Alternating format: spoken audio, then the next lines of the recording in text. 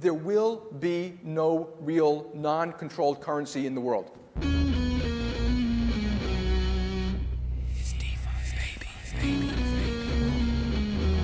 coming for you, banks. Listening to different podcasts, like in a whole different reality, which they think completely different things about Bitcoin. They have got my money in their banking system. I should be able to access it, right? Apple is live. There's a good number of fucking, like, pretty smart Bcashers. All right, hello and welcome back to the Bitcoin Cash podcast, following Bitcoin Cash on its rise to global reserve currency. This is episode number 148, BCH Bank Run and BLISS 2025 preview featuring Ryan Giffin. Today is Sunday, the 27th of April, 2025. Quick check on the price.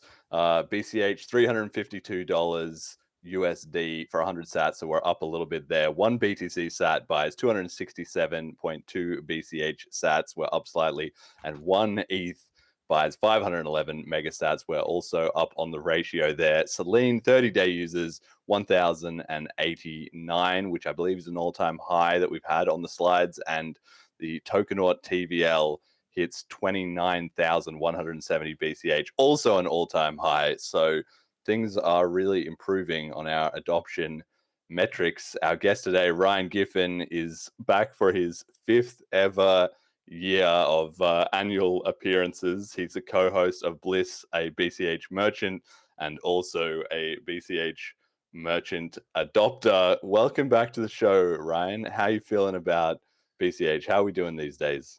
BCH is doing amazing. I've been in BCH since day one. We want to talk a little bit about the price too, since we're on price. I believe we're back. I know your slide.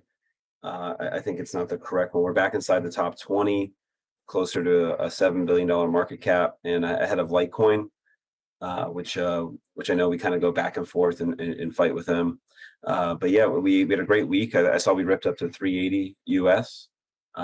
And heading into the upgrade, I think there'll be a lot of excitement, and, really excited for where the price is at and the price is going, and just continue to ship quality upgrades. What we're going to talk about, your guys' visit to OpNext, which I know, Jet was saying he's on a high coming back from, and just the benefits of being in BCH so long, and the benefits of us. I didn't realize how us becoming a smaller community was going to help us so much, and I don't know if it's true in the future as we become much larger, if it'll be harder to ship, such amazing upgrades as you guys were at OpNext, and it seemed so hard to even speak about, improving the protocol. But we excited that while we are smaller, to continue building and shipping useful tools that will be used for God knows how long, hundreds of years, thousands of years, who knows? But these are critical days. Thousands of years. That's maybe a little optimistic, but I like the attitude.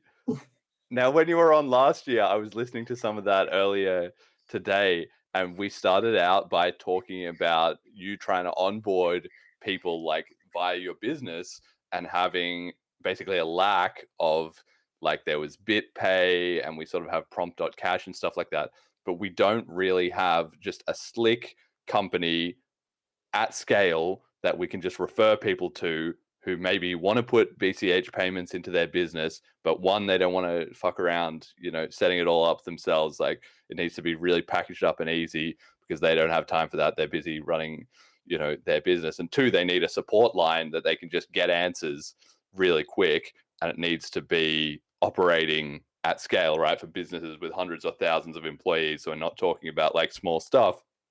You said it would be really good if we had a service like that. And I feel like 1 year later, we still kind of don't. Do you have any reflections on that part of it? Have you found another way to work around that problem, or is it just still an opportunity we haven't fixed yet? Yeah. What's going on? It's a really good question. So I just came back from Washington, D.C., and I was at my company as a part of a buying group. So essentially what that is, there's 100 businesses that were all shareholders of this buying group. And we meet and we combine our buying power to best leverage our prices where we can buy our products at. So I was able to hold a speech telling more people about us accepting cryptocurrency, highlighting Bitcoin Cash, And the amount of volume we do with it, the price appreciation, having gone through a bear market, what that's done to our company's balance sheet by just accepting it and holding it. Now, the way I view it, why I don't need any alternative service to, like BitPay to bring in crypto and settle in whatever I want, kind of, is because in terms of our volume, the amount of transactions are a smaller percentage. So I don't mind using that as kind of an alternative operating account or even savings account. I say operating account because we do use it, and we do have some of our vendors that do accept BCH's payment. And they're currently also seeing it similar, that they're just doing a smaller percentage of it in terms of their gross volume. But some of these companies are tens of millions, if not hundred millions of dollars in annual revenue. So even if they do tens of thousands or hundreds of thousands in BCH transactions, it's not enough to create an uncomfortable cash flow situation with the price volatility. So while it is something that we really need to figure out, and BitPay, struggles to be an answer for the masses at the moment, because the legal restrictions and regulations within the United States to onboard is cost intensive for them, and versus the amount of, and then also saying, hey, how much volume of transactions are you actually going to produce versus all the time that goes into setting you up as a business. The one thing that we are doing internally to try to create some more flexibility in exchanging is Kraken has some decent business services in the United States. So we are in the process of getting set up with them. And Coinbase, I found them difficult to work with, at least other businesses in the United States, how you're looking at, if you're a crypto friendly business. And the general sentiment from business owners is they're okay with accepting it. They just want flexibility and solutions to price volatility, essentially, and maybe a little bit of tax guidance as well is also a popular comment. But I would say, in summary, my general conversations as someone that does it himself is that it's a low percentage of transactions, and keeping some of the stuff around is useful, and not worrying too much of the volatility of it has been the general consensus. And of course, I'm always okay with adding to my stack. So I thought I was unique in that, but most business owners are sort of okay with holding some crypto and accepting it on chain, and using simple services like the Bitcoin Cash register, or just or the owner or someone they trust is dealing with the private wallet. So that's to answer your question. Not at the moment, but it's also not an urgent need, at least from where I'm at.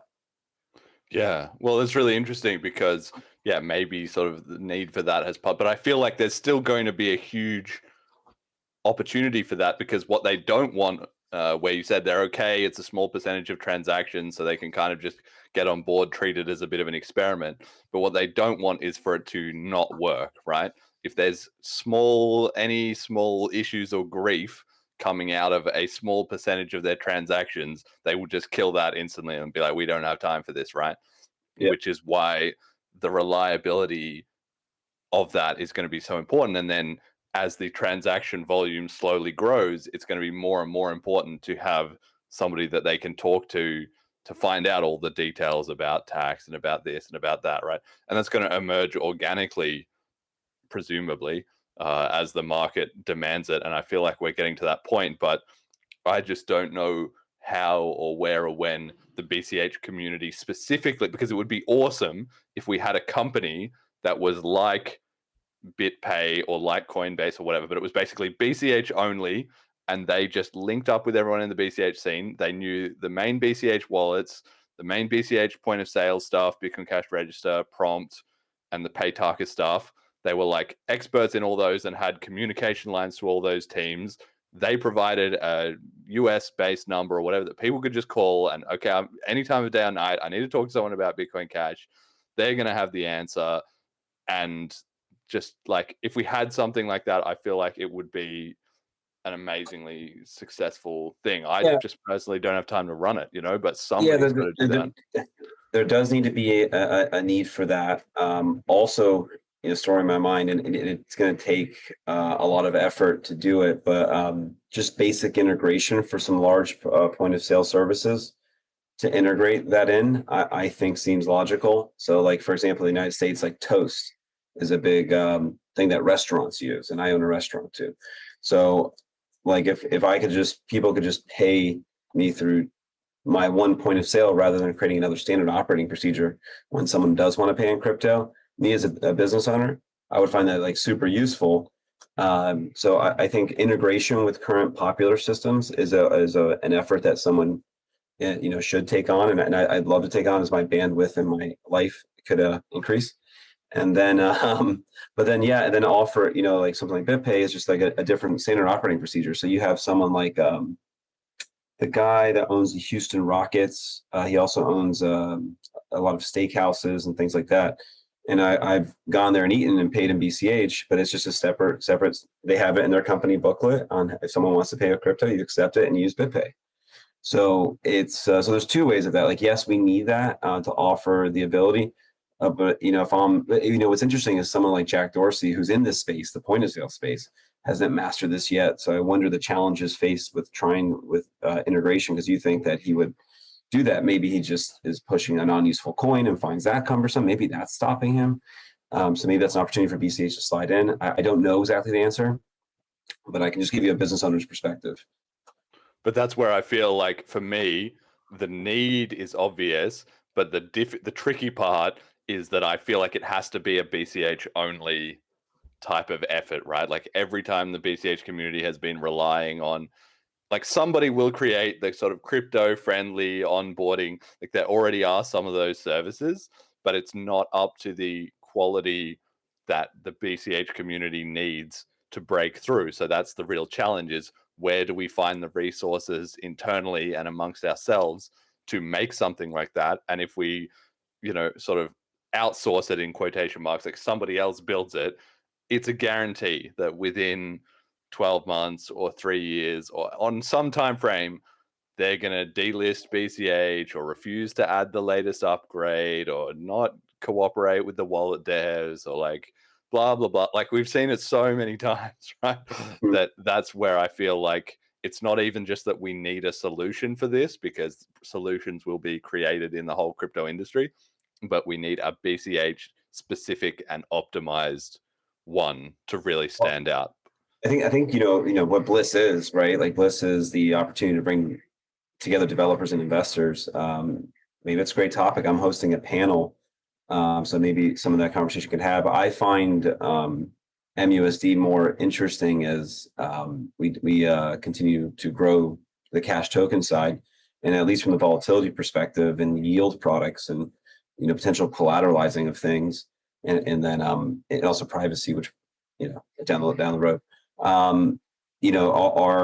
Can fix some of the pain points that business owners can feel from just, let's say, volatility. But the tax solution may go away with if in the United States, at least, if the president makes good on his promise of saying he would get rid of capital gains taxes on the movement of it, because that's something that's annoying to deal with if you're transacting every day, trying to figure out your cost basis, what you paid your bill at, and figuring out. I mean, again, for volume, it's not that big of an issue because a controller can, do that to the end of the month and make it part of his task. Smaller businesses may not have a controller and just busy, and that can be annoying. But that's kind of summary. I think it's a great topic and a great opportunity. As we, like you said, it cannot rely on multi-coin to always keep us inclusive. Having BCH specific products are critical to make sure that that we're not relying on the way someone else feels. Yeah, I mean, like the Paytaka guys seem to be doing a really good job of nurturing a little local ecosystem in the Philippines. And to a certain extent, also the BCH Argentina guys seem to be doing a good job. Each of those teams is sort of adapting and building things according to their local environment. So it's just kind of like these things can work.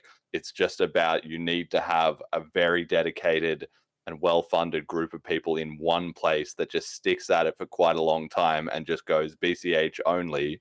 And I feel like we're maybe missing that hub of adopters in America that would end up providing those kinds of services and solutions. So Paytalk is a great example. I was talking to someone on either X or Instagram, and he was encouraging me to use the POS system and and selling, but the feature to sell in the United States doesn't work. So again, I think as the regulatory climate towards cryptos has gone down recently, that I think that these kind of products will appear, and understand the opportunity if that's what's happening, and like the regulatory environment won't be as cumbersome.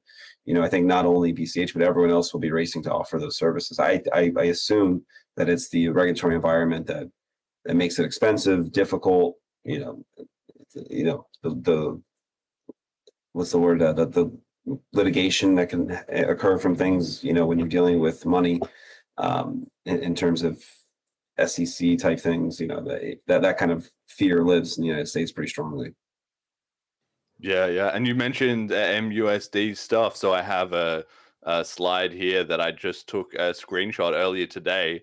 I was actually repaying my own Moria loan, and I was just looking at it, and I had my Cash and Eyes wallet with the Wallet Connect session open, and it just has the Moria Money, FundMe, BCH Pump, Cauldron, and Badges, right? And I was just looking at that, and it like kind of hit me like, wow, we're really doing it. We have a DeFi ecosystem that is starting to flourish, because I didn't engineer this. This was just, I was just going about my day. I needed to make a couple of transactions.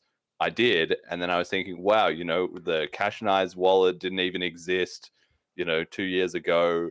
All these different apps have all come up as a result of the Cash Tokens upgrade and the tooling that has been built around it. The Wallet Connect, so that they all connect to your wallet. That integration is still not like 100% slick, but it's usable and it's getting there. And I feel like we're just constantly heading towards that moment that, again, if we can just wrap this all up together a little bit nicer, and then do some more educational work, people are really suddenly going to be like, holy crap, this is insanely useful, because the base money and payments part of it is good, but it's hard to get over the network effect hurdle. So you need to have another thing to sell people on. And that's where, if then they can see, wow, look at all these extra apps and different things I can do, that can get them to try it out. And then you have converts, So how do you feel about that? How are we doing with the sort of DeFi ecosystem part of it? That, like, if we went back 5 years as well, too, thinking about that first show we did together 5 years ago in 2021, April 2021, there was none of this was on the radar or even being discussed or anything. And like, sometimes you just got to take a moment to reflect on where we're at now, Yeah, it's just an interesting markets, competing and creating things. Back then, I remember one year we were talking, obviously the smart BCH days and those things, which, showed that we, wanted DeFi within the ecosystem. But, and I think as we'll probably talk about ETH later. And I know in our, kind of our we're working on like those videos that we've been making to promote BLISS, but, the difference between EVM and UTXO, and the possibility of it. And I know you had Badgers on recently, and just like the concept of building smart contracts on UTXO versus EVM or proof of time or whatever else the market's trying to compete on. And the one thing I'll say is that that I think that you have to give it to proof of work and UTXO as a scripting language as proof that it's been working for such a long time. And going back to Badger things, like, so far everything we've tried has worked on it.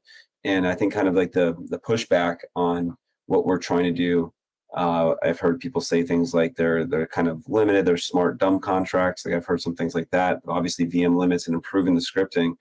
And if we're right on this, and as we talk about ETH, getting slaughtered, and this ecosystem is going to exist to create other competing products for financial services that we get from traditional finance today. You need this. You need this, and the most successful, or the most successful chains will have this tooling. And yeah, 2 years ago, I'm ready. I'm most excited for BLISS to kind of jump into the ecosystem more. It's been 2 years of development, and we're seeing real products and real value being created.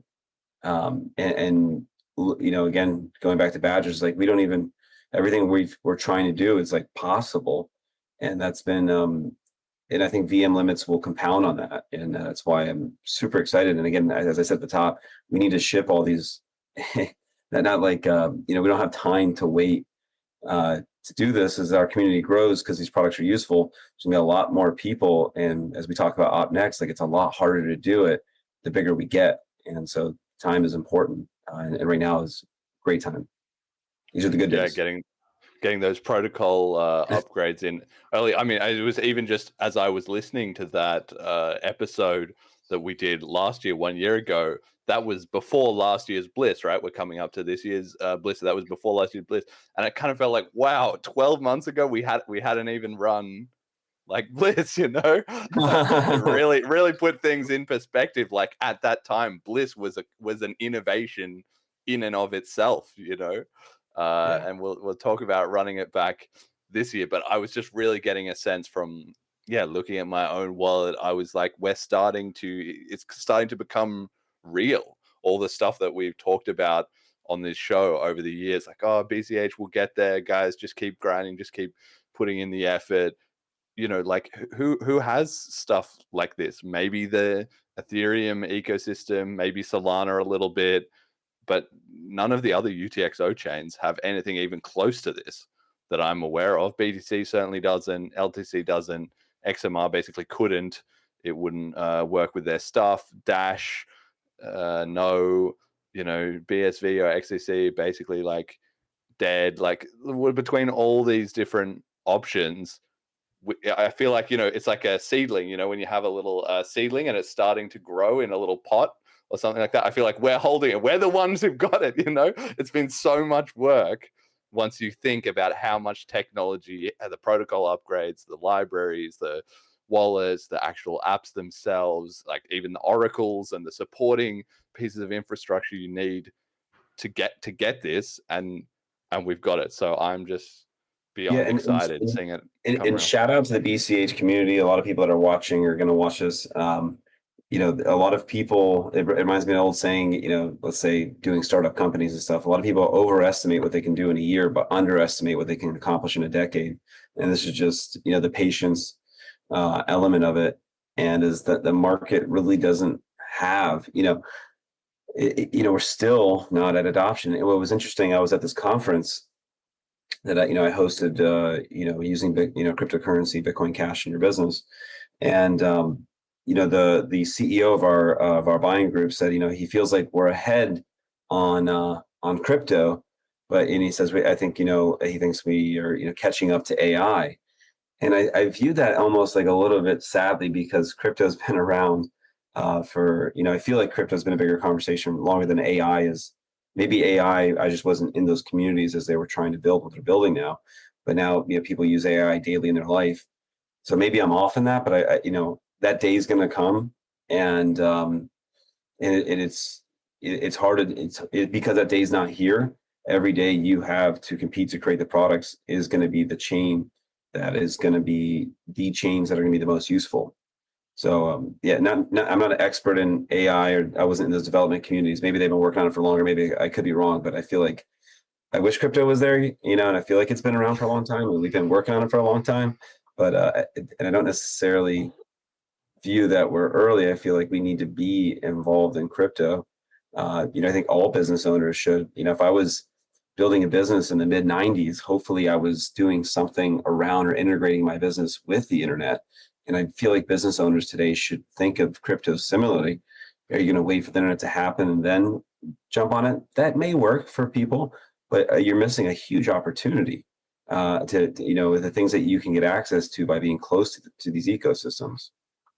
Yeah. Well, when you say with the AI stuff, I mean, that there's a lot of long tail of research has been done, in the years leading up, in the same way that cryptocurrency was going on before 2009, people trying to figure out things. This stuff always has very deep roots, but the difference is that AI just was not, well, maybe partly as a result of cryptocurrency, but it was just did not have that system pushback, probably because Bitcoin had already broken down the door a little bit.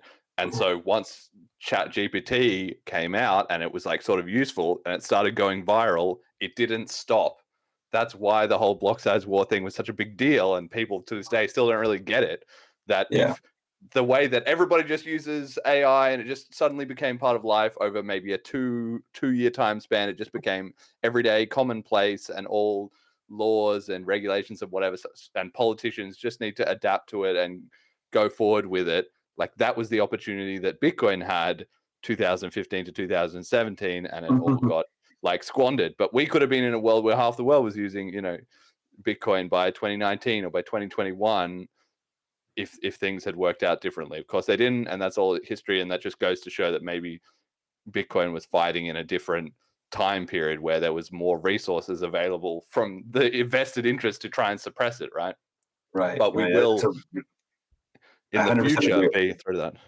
In the future, we will be in that world, though, like you say. So it's really just going to be a question of grinding it out, maybe the next 3, 5, 10 years, however long it takes, until suddenly there'll be a tipping point. Obviously, we think it's going to be in BCH, but it's just becoming normalized as well too. Just every single day, more and more and more people are getting used to the idea of cryptocurrency and seeing payments, and that default resistance is just falling away. Now it just needs to be good, it just needs to be useful. Yeah, it's the pushback I get, is maybe I'm just really good at onboarding, but maybe the public is just ready there. You've had a lot of practice. I had 50 and 60-year-old women so excited to get their wallet set up and learn and play with it and what it is. That's and just because they like you. So I was just, I almost like expected more pushback, and years ago, it's either one, I'm getting better, or the public is ready, Probably a bit of both, I think. Anyway, what do you think then with the DeFi stuff? Like, things are going in the right direction, but with the community limited resources, where do you see the biggest gaps that we need to fill in, specifically with this kind of DeFi related stuff? If you were a dictator of BCH, where would you be saying, guys, let's put a few extra coins into developing something?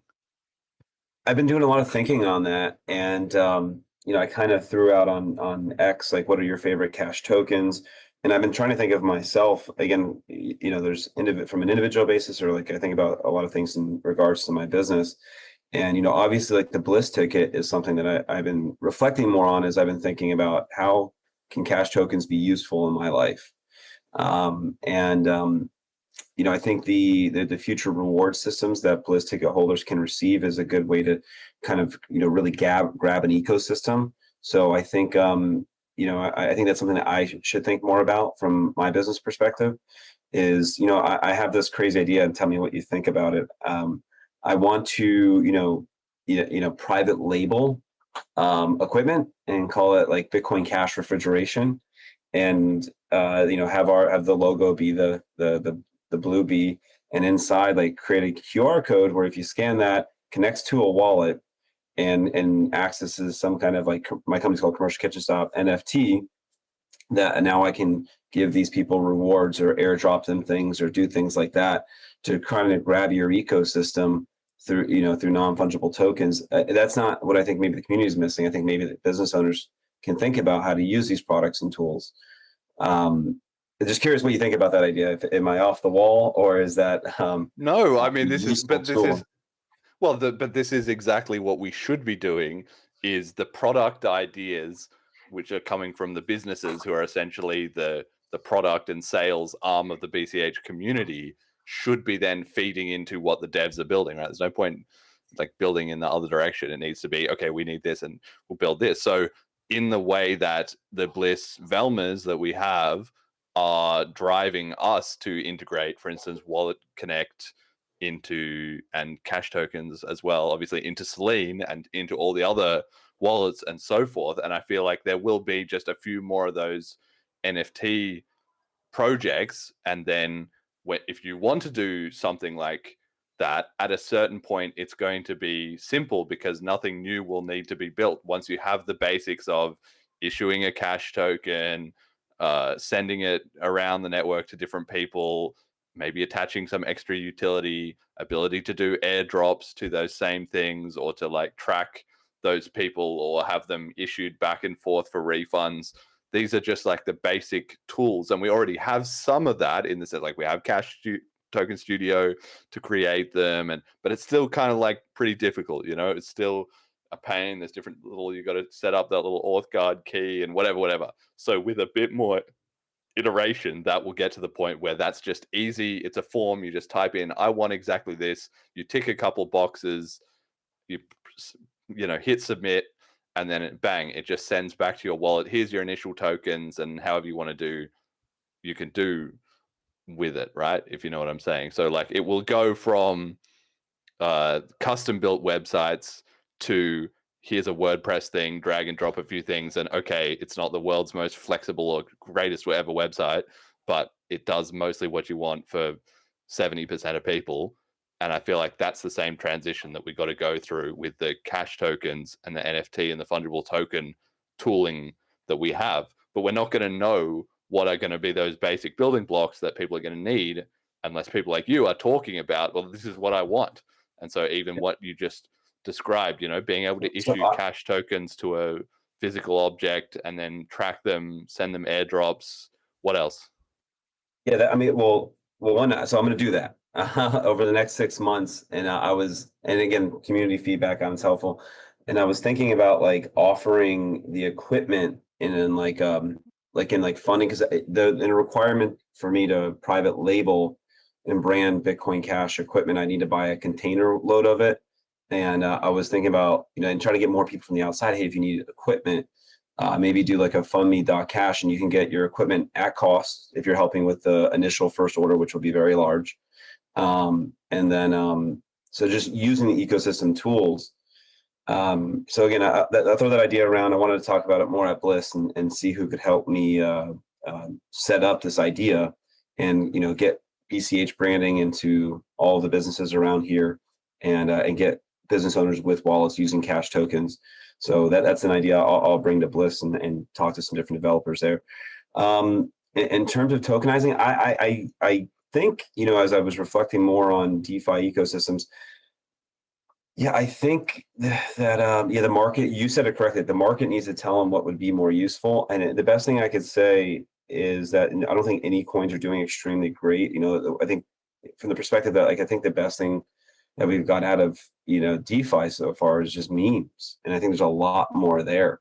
So I think anything else that you could take as as a traditional funding or a traditional finance would be anything that the bank is offering that we could do through tokenizing. So I've heard like the concept of taking collateral against your stack at 0%. In the way I think about that is if I have equity in something, and I have to go to a bank to create value there, and I have to pay the bank interest to give me access to my equity, through DeFi, if we can create that tooling where we can compete with banking services that charge you a percentage there, whether it's 0% or a very low fee, using collateral and providing the liquidity for that, I think that's going to be huge if that can be done through DeFi.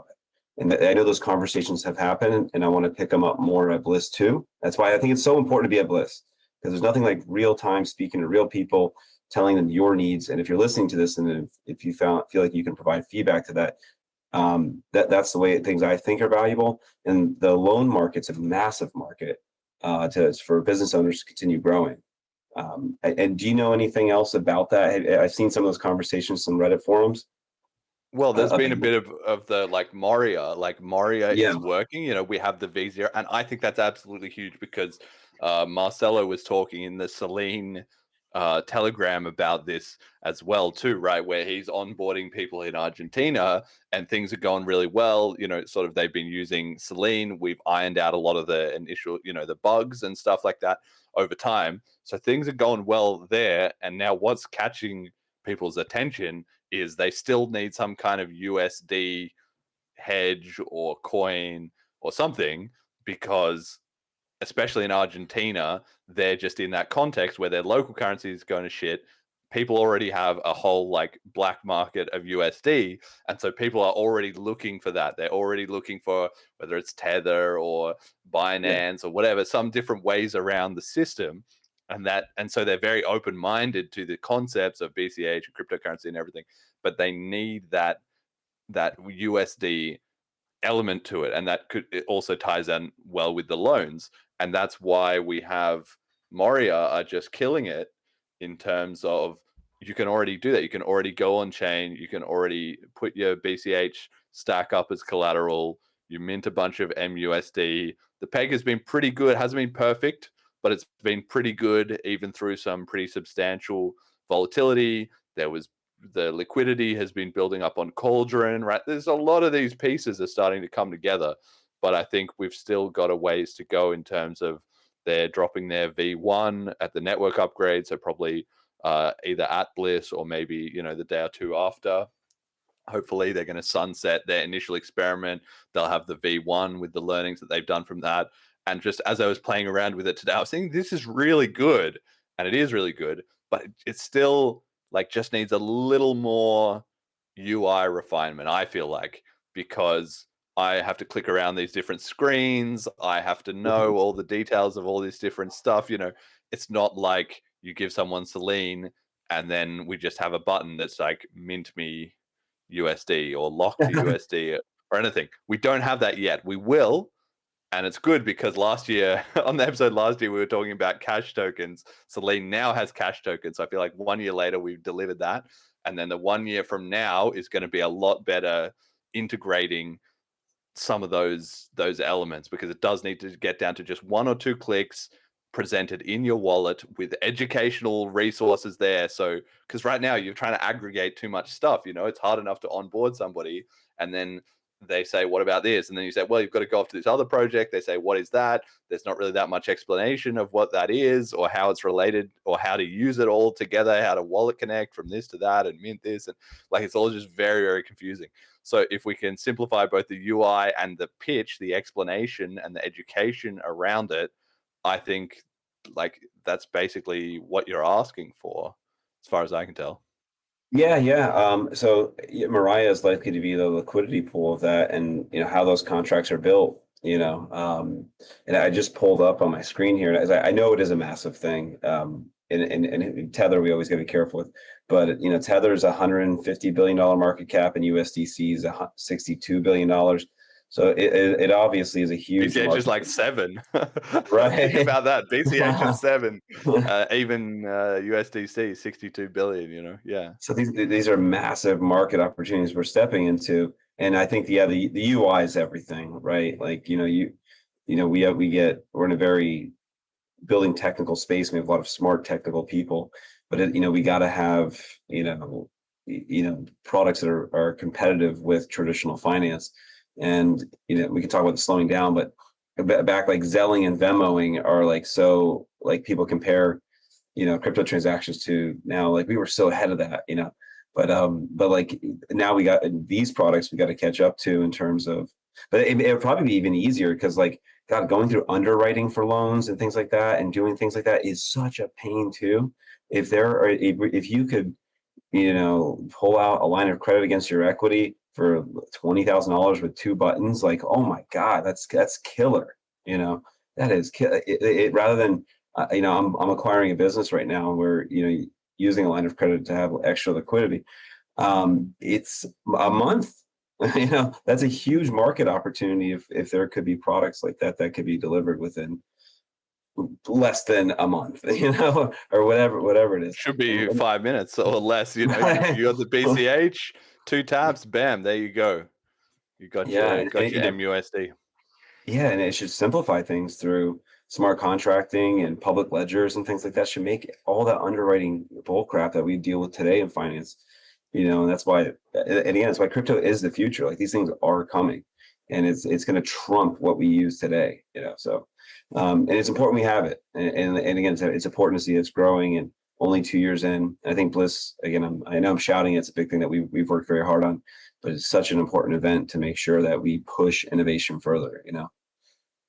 Yeah. Okay. We'll get on to BLISS in a second, but firstly, I wanted to talk to you about our BCH Bank Run initiative that we've started in the community. With our twice a month drives to everybody to withdraw into self-custody. So we've now done 4 of them because we did 2 in March and 2 in April. It's been really popular, I mean, just I am always looking for, I can introduce an idea or I can create a proof of concept or something like that.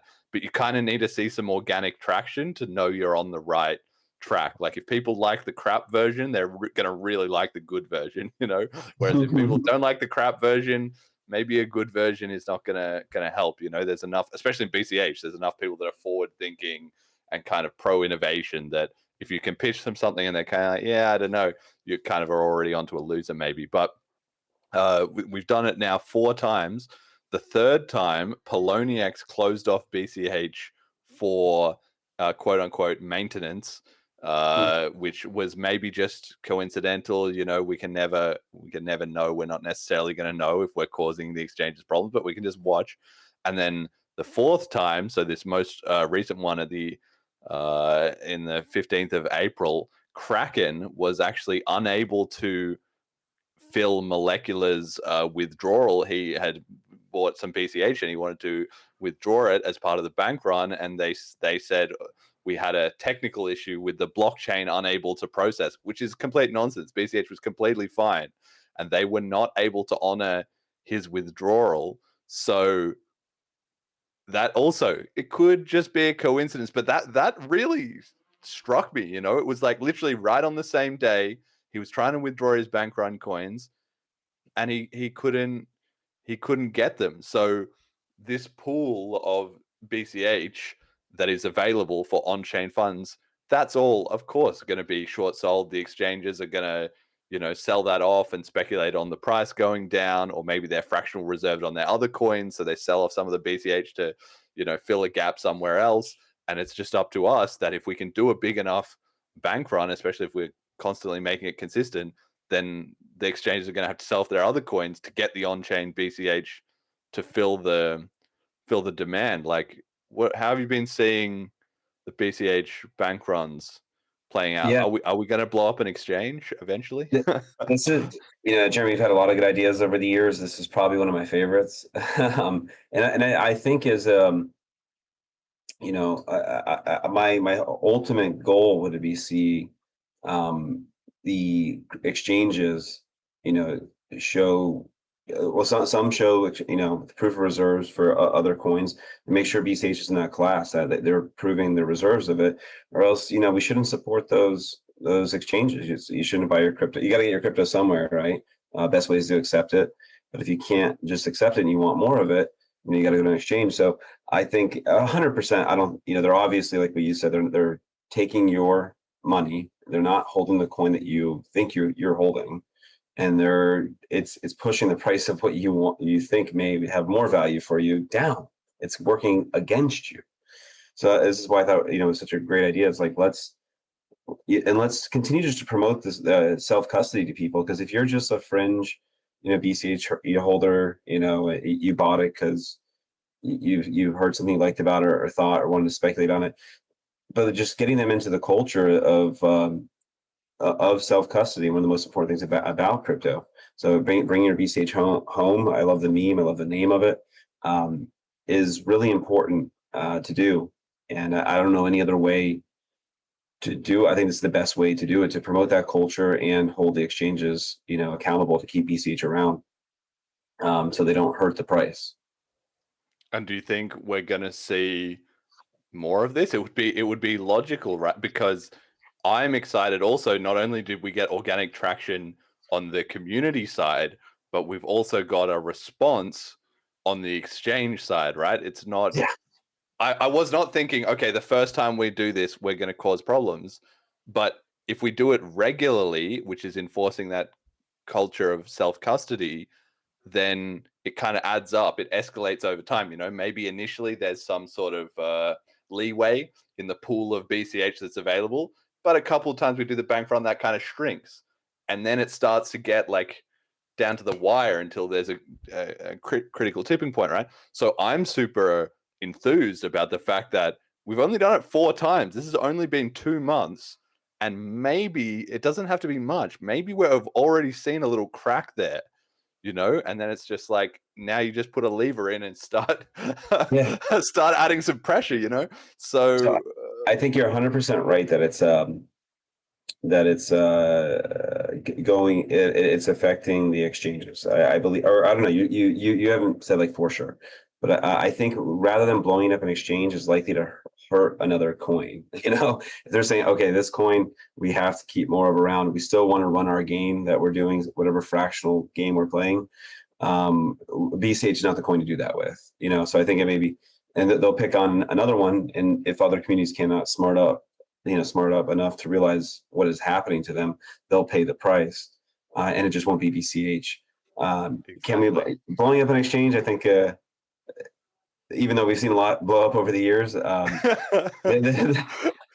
don't know if this will be the event, but I definitely seeing it make, you know, other coins that they maybe treat more in favor, and maybe not. So if we can be enough, because there's a reason that they whatever they're holding it, and if we give them more reason to hold it because it requires more liquidity to hold that. The other side of it you talked about on Joel's, you brought this up during Joel's podcast, was the potential, like, oh, it's so annoying, we don't want to deal with it. I don't think it's unlikely, because they're still getting their exchange fees. It's still, they want people to buy and move the coin on their exchange, so I don't see that as probable. I just think they will treat the coin better. Yeah, I don't think that exchanges are that likely to delist it. It's one of those nuanced things, because the goal of this is not to get the exchanges to delist BCH. I don't want BCH delisted. We want it listed as many places as possible, obviously. But if this pressures the exchanges enough that at least one or two of them does delist it, especially if they admit it, if they put out a press release and saying the BCH community has been withdrawing into self-custody and we can't support that, so we've delisted BCH, that would be such a huge PR win for us. Yeah. Even if they tried to cover it up, even if they said, oh, we've just had some technical problems, that we would know if they made up an excuse, then that's still a win for us. Like, we're not trying to get delisted, but if we get delisted because this is working, that's still a win, you know, because then it just means that exchange is bowing out of the game of trying to fraud BCH. Like, where the pressure is going to fall on whichever is the most sketchy of the exchanges. That's the beautiful part about this, because when you're withdrawing on chain, you're just sucking away that pool of BCH that is floating around in the exchange system. And the well-capitalized exchanges, or the ones that are not doing anything untoward, won't notice any difference, or they won't have any problems. Or like you said, they can just start scamming another community and instead, you know, honor the BCH with withdrawals, which is also a win for us.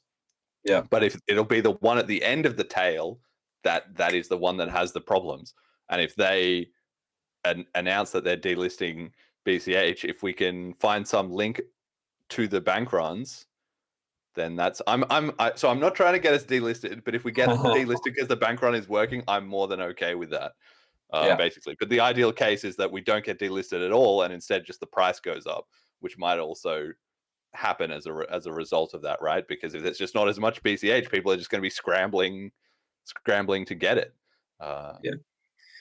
Yeah, I think it's not probable, and I think it's a great exercise on many fronts, encouraging self-custody, and requiring, and what you're seeing, and I felt like we've seen a couple times throughout the past, you know, is like we've talked about on the show, Binance has had to mine it when they didn't have enough, and it is only good.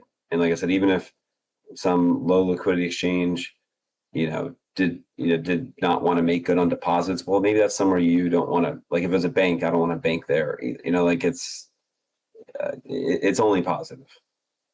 Oh, yeah. So like you say, we've got community comment of the week, just to wrap this up, is from John Galt. So Kraken's excuse, which they gave, was, quote, technical issue. We are still monitoring it. I'm afraid that's all there is to it. Let us know if it fails or do something weird. It should not, however, end quote. So that was what Kraken said was the reason that they couldn't honor the withdrawal. And then John Galt said, quote, well, yes, it is a very technical issue. Unfortunately, the output value exceeded the available input values, and we couldn't encode a negative fee to compensate. Clearly a technical blockchain issue. End quote. So well done, mate. That's it. There's no, at the end of the day, it's just demanding proof. It's just don't trust, verify, right? If they don't have the money, they can't honor. There's only three options. If they don't have the BCH, the price has to go up as they buy it from somewhere else. They have to close their BCH with withdrawals, or the exchange has to go bankrupt. That's the only three options. So the more we can pile on the pressure, the better. Did they say anywhere it was a blockchain? I didn't see that they. Where did Well, they? that's what it weren't was clear before on this. the- It wasn't in this screenshot, but they said they previously said to Molecular there was a transaction issue with the blockchain or something like that. Like on his screen, that was the error he got when he tried to withdraw. It said Yeah. blockchain can't process or something like that, which is probably just a generic error they have if the withdrawal fails. But it's like, why would it fail? Because they don't have the coins. Because otherwise it should be working, you know. But they don't want to admit that. They're not going to put in their error message, okay, if we don't have the funds, display error, shit, we're out of funds. Like, they're not going to do that. Because they're So not. they just put... Because the customer's perspective, I'm in the app, I see the BCH in there, Exactly. right? I can't say we lied, you know. Exactly. Anyway, so that's all to say. Good job, everyone, and keep up the bank running 1st and 15th. Of course, it is timed, so we'll do one on the 1st in a couple of days, and then also on the 15th live at BLISS. That's going to be kind of fun. We can announce it in the morning on the live stream. So I'm kind of loving that. All right, let's talk about BLISS. So we've got the 2025 edition of BLISS. I've been shilling it on the show relentlessly, coming up 13th to 15th of May. The ticket sale is still open. It's going to close at the end of April. So if you want to get a ticket, you just have the last couple of days left to do it. I mean, there's 30 days, has September, April, June, and November. So 3 days left to get your Velma. You can come hang out with us. Go to tapswap.cash and buy it. And if you needed another reason, Ljubljana has just been named the world's most crypto-friendly city by some kind of irrelevant, tiny little online publication, which actually had nothing to do with BLISS, but I don't know how they came to that conclusion. But you can read the article and try and get to the bottom of it. Anyway, one of our sponsor deliverables is to shout out the sponsors, so I got to quickly do that. Big shout out to the BCH podcast, Mike Komaranski, Commercial Kitchen Stop, Ravish Off Ocean, BCH Bull, Mini Satoshi, Molecular, Turek, BLISS 2024, and Steve Thurmond for helping to support the event. Obviously, we're running it back for our second year in a row. How's it been in comparison to doing V1? Do you have any reflections behind the scenes, organizing it, getting ready for everything? Behind the scenes, we had some fun exercises, me, you, and Jonathan, about just fine tuning the mission and making it more clear in that video that we did, Jeremy. And it's felt a lot smoother this time. We had more time to do it, so we meet every week, Jeremy, me, and Jonathan, and go over progress on whatever we're working on, or ticket sales. And I just feel like it's a lot less pressure this year. We delivered a good product. We're confident in our product. We think this year is going to be even better. Shout out today, we got news that now we've matched our last year's sales, so looking forward to exceeding last year's ticket sales. I was happy to hear too, while you're at OpNext, that their event is only slightly bigger, which and he gave a compliment to the BCH community, saying really appreciating the technical work done in the community, which is a lot of his eyes, and that which his event is about, delivering that for BTC. So it's good to see that our technical nature and work for the event that we do is in line with a much larger coin. And and also just want to give a shout out to Slovenia, as it's a beautiful place. I really happy to be a part of this, as now it gives me a good opportunity to go to Europe and experience the amazing food and culture over there.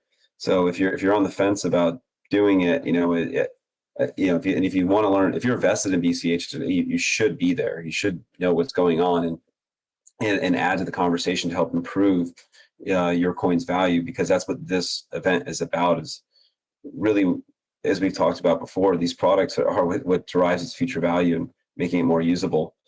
So just really excited to be a part of it. It's a wonderful event. It's a beautiful place to be, a beautiful time of the year to be there. And this year we have a great speaking list. Peter Risen, who's a Bitcoin OG developer, will be speaking. Sally Mayweather, who's very popular on X, has a big following, is going to be a part of my panel. Obviously, a lot of the all-stars you already know from the ecosystem are going to be there.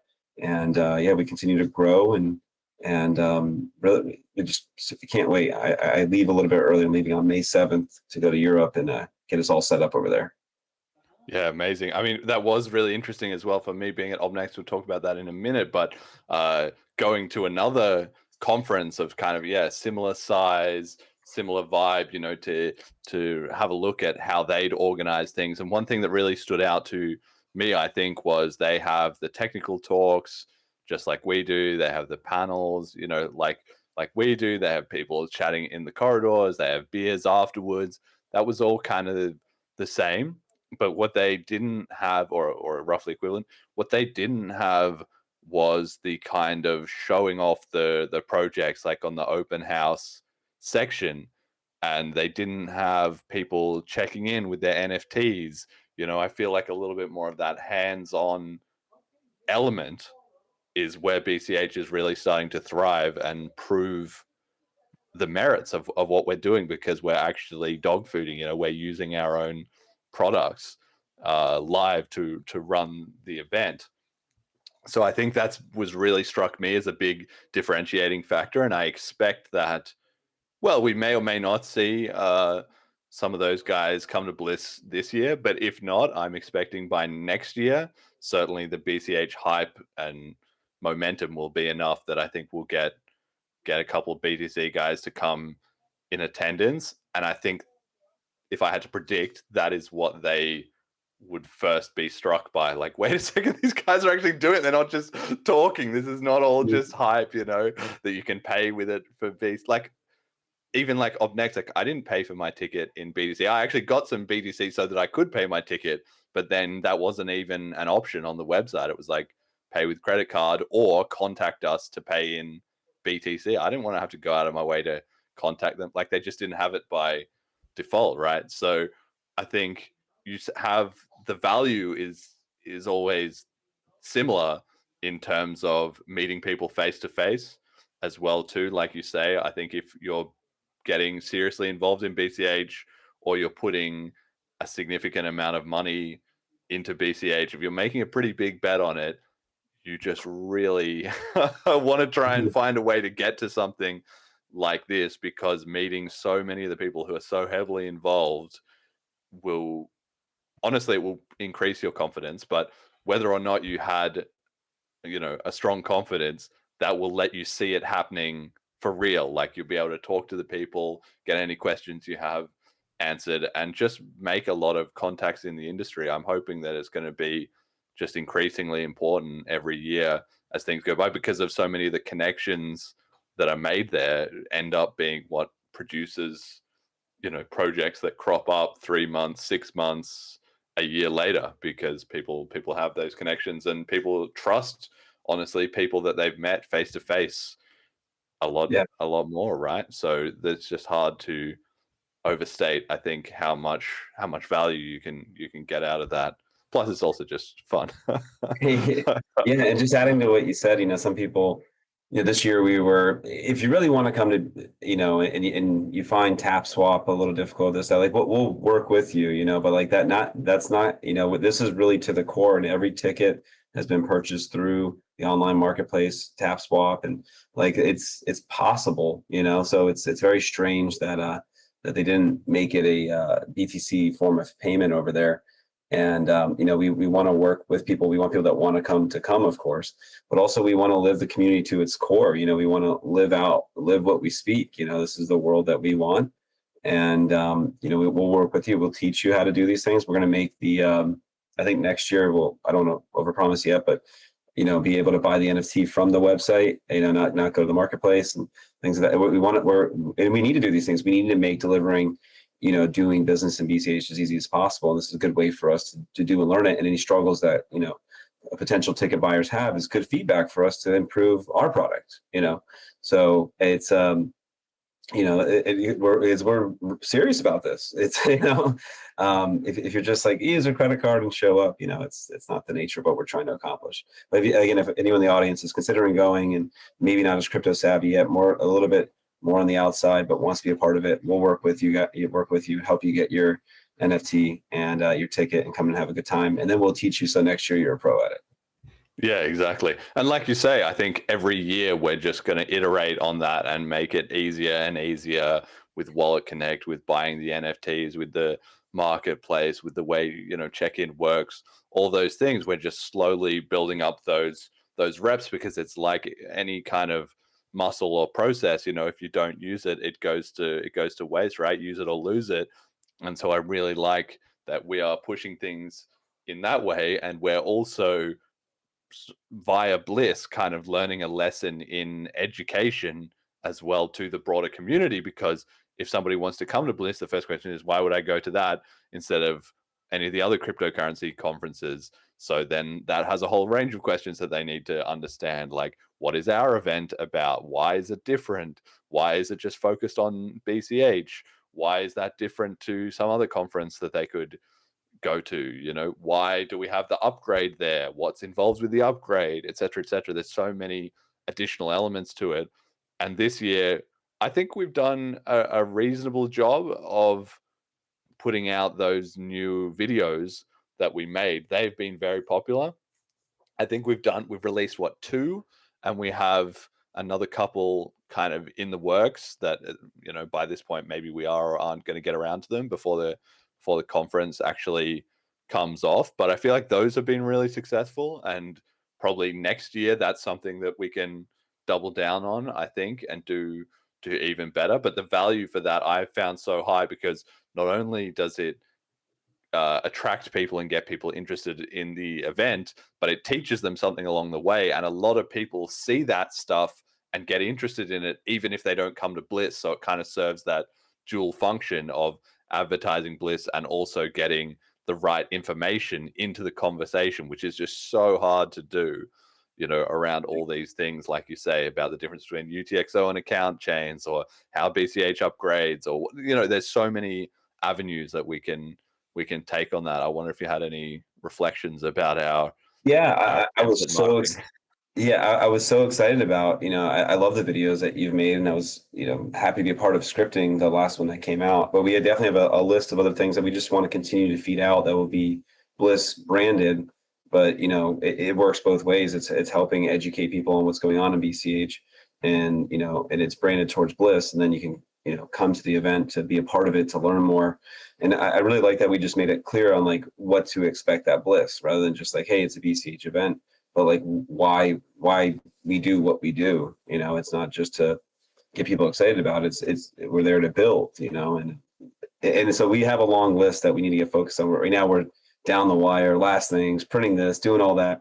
So, but yeah, you know, as we do this over time, get better, get more efficient, get more, you know, find useful people that help us. You know, I know CM Works is super helpful with all these super talented. I'll give him a quick shout out. I know he does a lot of work on the show, but Yeah, CM Works, yeah, it's amazing. if anyone needs any kind of, you know, digital design work and like that, he takes BCH, and you see the product he puts out. It's very clean and professional. Yeah, absolutely. Yeah, big shout out to CM Works. And like you say, that's also an element that I love about it, that it's practicing what we preach at every level. You know, it's the same for us. Like, we get go and pitch our sponsors. They sponsor us in BCH, obviously, you know, and then we pay our suppliers, you know, in BCH. It's like the whole thing. That's And we use BCH Bull to help ride the market. Yes, yeah, yes, exactly. We're hedging on BCH. When we look at minimize our risk. budget and everything. So. Okay, that's a bit of a traumatic, you know, then if our contract's unhedged, the market moves, well, that's either a very good or very bad day. So we're trying. Right. But that's right. Yeah, exactly. We are like using our own tools and stuff, you know, and I think that just comes through.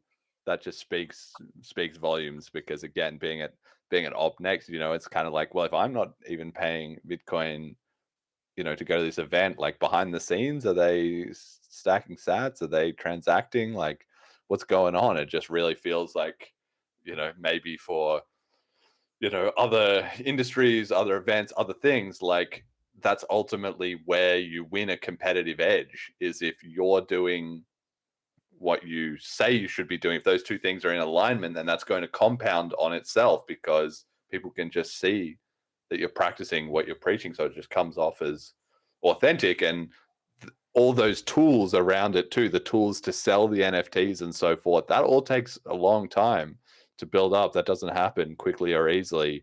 And if it's not used, it just gets unmaintained. We've got the third day as well too. It's going to be a pretty big 3 days for you and I. Like, I was wiped at the end of last year with 2 days. You think we can manage 3 days all out? Yeah, I'm staying a couple extra days just to rest before I come home. It's a long flight. I come from America, so it's a good 12 hours on the plane. But no, I think I remember you walked out of it wiped, but you're like, man, one more day would have been awesome to have. Exactly. Even though you were wiped, you were in for another day. But I think it'll offer more. I think last year we tried to section it where the exhibitors could also exhibit, the people that are exhibiting their projects could also have the time to check out other people's projects. So just making sure that everything's more well-rounded. And we'll see how 3 days goes, and we'll learn from that. And maybe it'll stay 3 days, maybe it'll go 4 days, maybe it'll be 2 days again. I don't know, but whatever's enough to make. And people that are coming from a long way, getting that extra time there to really soak it all in, because it's a lot of information in a short time. So I think spreading it out is more appropriate.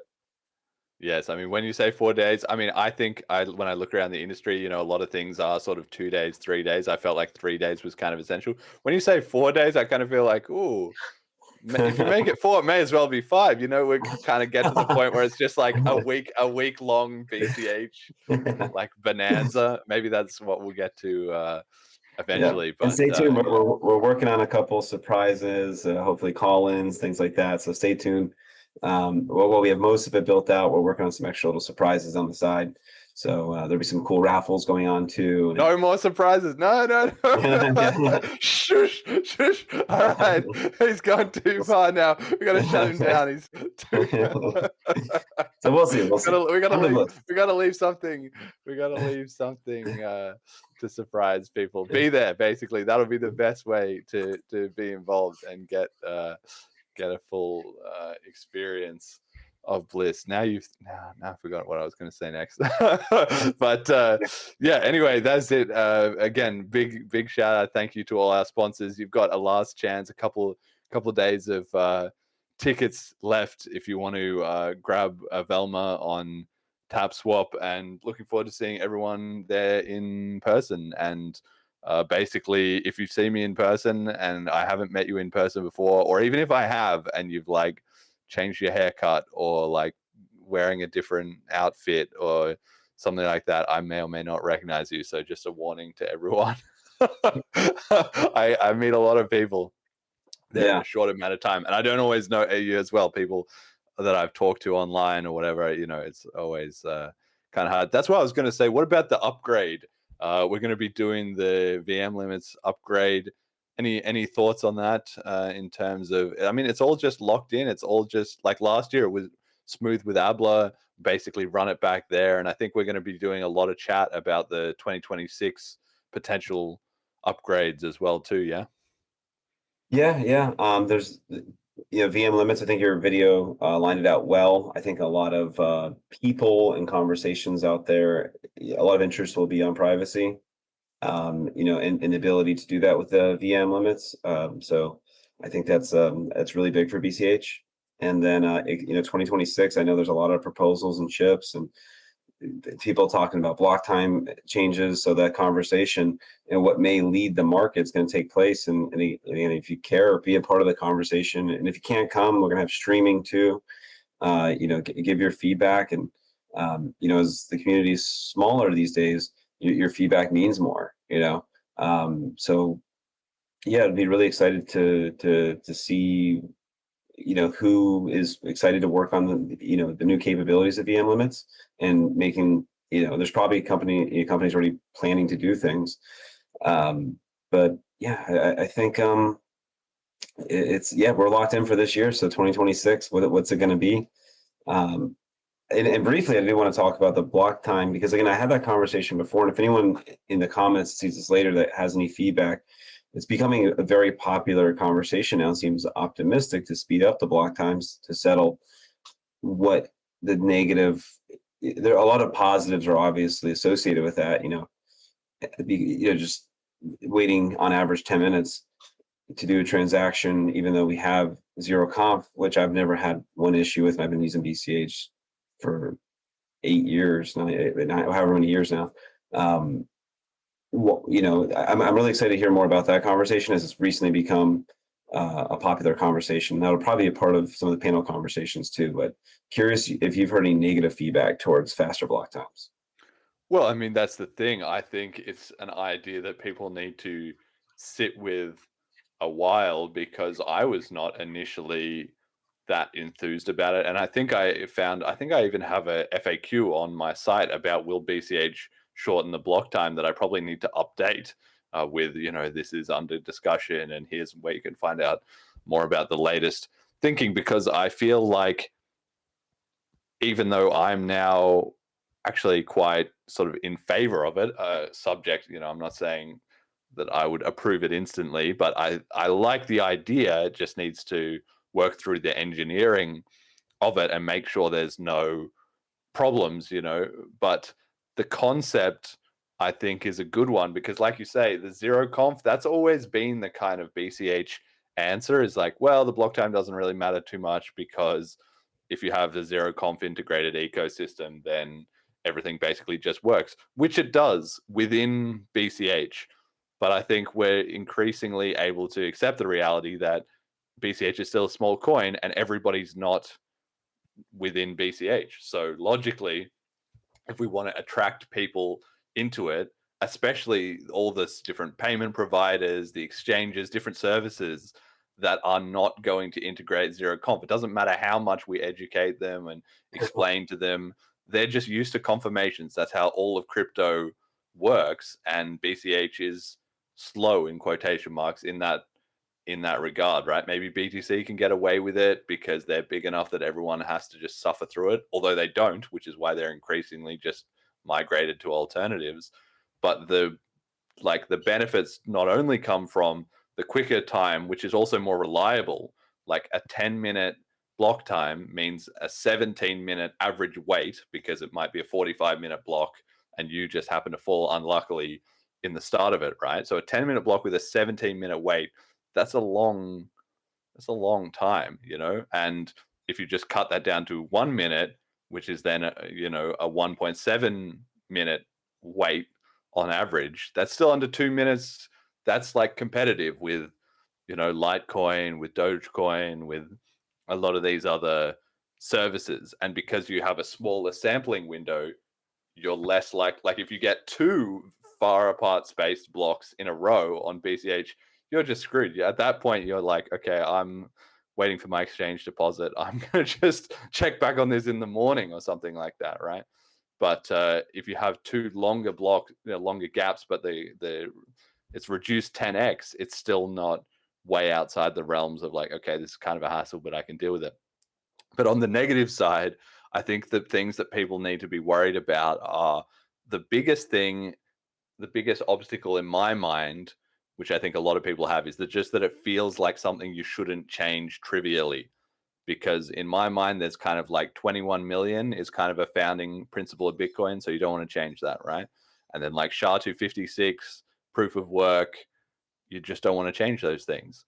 So let's fix them. But then on the other, let's never change them, basically, they're immutable. But then on the other side, you have things like the block size, which the BCH community was obviously like, let's just do ABLA, and that's just a lot better. And everyone's been super happy with that.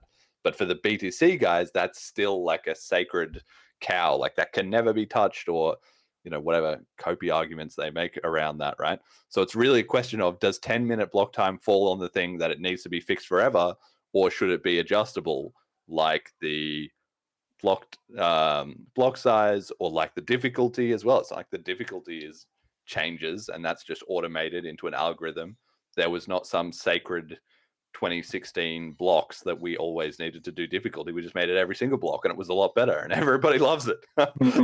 So I feel like it's to me, the 10-minute block time started on one side in my mind, but now it's shifted to the other side where I'm like, no, actually, it would be better if it was adjustable, or we had engineered whatever was the optimal value and just done that, right? Because the reason to keep the 21 million cap is because of economics, and the reason to keep the SHA-256 is because of the investment in mining infrastructure.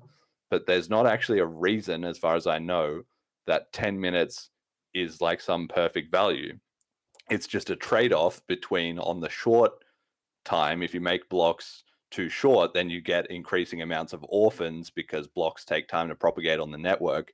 So you have more money lost to people getting blocks that then get orphaned by other miners. So you don't want to make it too short, but on the other hand, you don't want to make it too long because then it's a pain in the ass for all the users, right? So we're kind of trading off between those two things, and there's no reason that 10 minutes was the perfect value. It was just what Satoshi picked sounded good, and it was kind of good enough to get the whole system running. But if we run the numbers and the analysis finds out that 1 minute is better, or 2 minutes is better, or 30 seconds is better, well, then maybe it just is better. And why wouldn't we want to, adapt to that? And because not only do you have the benefit to the people who are outside of BCH, but you have the benefit inside BCH with DeFi, because our DeFi is getting a lot better, like we've been talking about. And there are some things in DeFi that zero conf doesn't work for. Like, you can't just, rely on something until it's actually got into a block because of the specific type of contract you're using. So I think that's the biggest problem, is the engineering part of it. A second problem, or the perception that people have that we can change it. A second part of the problem, which I know someone like Emergent Reasons is big on, is talking to the exchanges and making sure both the exchanges and the miners don't feel like this is us, moving the foundations underneath them. That can be overcome as long as we talk to them and communicate with them and say, hey guys, we're going to do this, and they agree. And other coins have done this in the past, so it's not like some way out there big change, but we do need to get the communication right, because the exchanges might say, well, we have BCH requires 10 confirmations, and if we just speed it up 10x without changing them, which puts the proof of work at only 10%, even if it's faster, then they might feel like, what are you guys trying to screw around with us or what? But if we give them a heads up ahead of time, and then they can either adjust it to 100 to compensate, or they can just stick with it, then I don't see why that would be kind of a problem. Well, question, would anything play out in a scenario, would it be any worse in a scenario of like a 51% attack or something like that, with blocks settling faster? No, I don't think so, because it might even be better. I mean, I haven't really thought it all through, but my instinct is it would even be better, because if you have faster blocks, then you're getting, more per unit time, right? Which means that the threshold to actually hit a block is lower, right? Because you're going to need people to hit 10 blocks in the same window of time that you would need them to hit like one block across the whole network, right? So faster block times are better for smaller miners, because them, they might have lower hash rate, so they're going to get more consistent income. Like, if they're 1% of the network, instead of hitting, one block every 10 days, maybe they hit it one block every day. It's just a block that was only Second 10%, question, right? would it change? I'm assuming it would change the reward structure. Well, the idea is that we're not going to change the reward structure. You just restructure everything. So the proposal that BCH Audits has been working on factors in all of that stuff. So as you adjust the block time down from, let's say, for example, 10 minutes to 1 minute, you also cut the reward per block 10x, so that the emission schedule is the same, right? It's just that instead of having 3.125 BCH per block at the moment, you have 0.3125 per 1 minute block, but it still adds up to, over the 10 minutes, it's the same amount, right? And it would be the same for ABLA, and the same for the difficulty adjustment algorithm. And I'm thinking, is there there's some other element, contracts. Like, if you have a time locked contract for 1,000 blocks, it would be changed so that 1,000 blocks would then be 10,000 blocks equivalent under a 1 minute block time. So we can change the speed of the blocks without having it impact things like the inflation schedule or ABLA or the difficulty adjustment. They just adjust to that. And that's actually a brilliant part to the proposal, I think, is if we do that and we roll that out, then you kind of only need to do that once, because if we change all the code to factor in, whatever is the current time, then if we later decide, okay, 1 minute was a bit quick, we find those problems and we got to raise it to 2 minutes, then we can just, change it from 1 minute to 2 minutes, right? You wouldn't need to redo all the work to recalculate everything. If the algorithm, if the node software already just looks, okay, what's the block time, factor that all in to get this result, then you can change it later. Or we could make it quicker. Maybe we do 1 minute, bandwidth goes, exponential even more than it was, and we decide, wait, now 30 seconds is safe, and we can just cut it again. So once you've done the change once, changing it later is also easier, which to me seems like a win. Yeah, that's exciting. I mean, because if you look at certain statistics, and I don't know the total amount, but I know, like, for example, on BitPay, like Litecoin's always like a little bit more than BCH2, and again, like you said, it's within our community. Again, I've never had one issue. For me, BCH is super fast because zero conf is great, but there's obviously outside sentiment that we just keep on checking the boxes on, like, why not BCH? Like, we have all of this. Another feather in our cap there could be advantageous. So we'll see. And anyone else, this will be a big part of the conversation, I think, over the next year, and maybe in a year from now we have faster blocks. That's incredible. Yeah, well, I think we're unlikely for the chip to be ready for 2026, but maybe I think it's more likely that we have the discussion this year, 2026, and then maybe it comes up on the agenda, like, really serious for 2027. And this is something that I've been talking about on the show, is that our timeline is expanding. Last year at BLISS, well, years ago, BCH was like doing upgrades, which all happened in the last 1 week or something, And last year at BLISS, we were talking about VM limits, 2025, what are we going to do? Now, 2025, everything's done. Like, everything's working, everything's locked in for the VM limits. In fact, the 2026 proposals, some of them are already coded and implemented today. So they're not going to go live, but you can already test them out if you're, very interested in the bleeding edge stuff.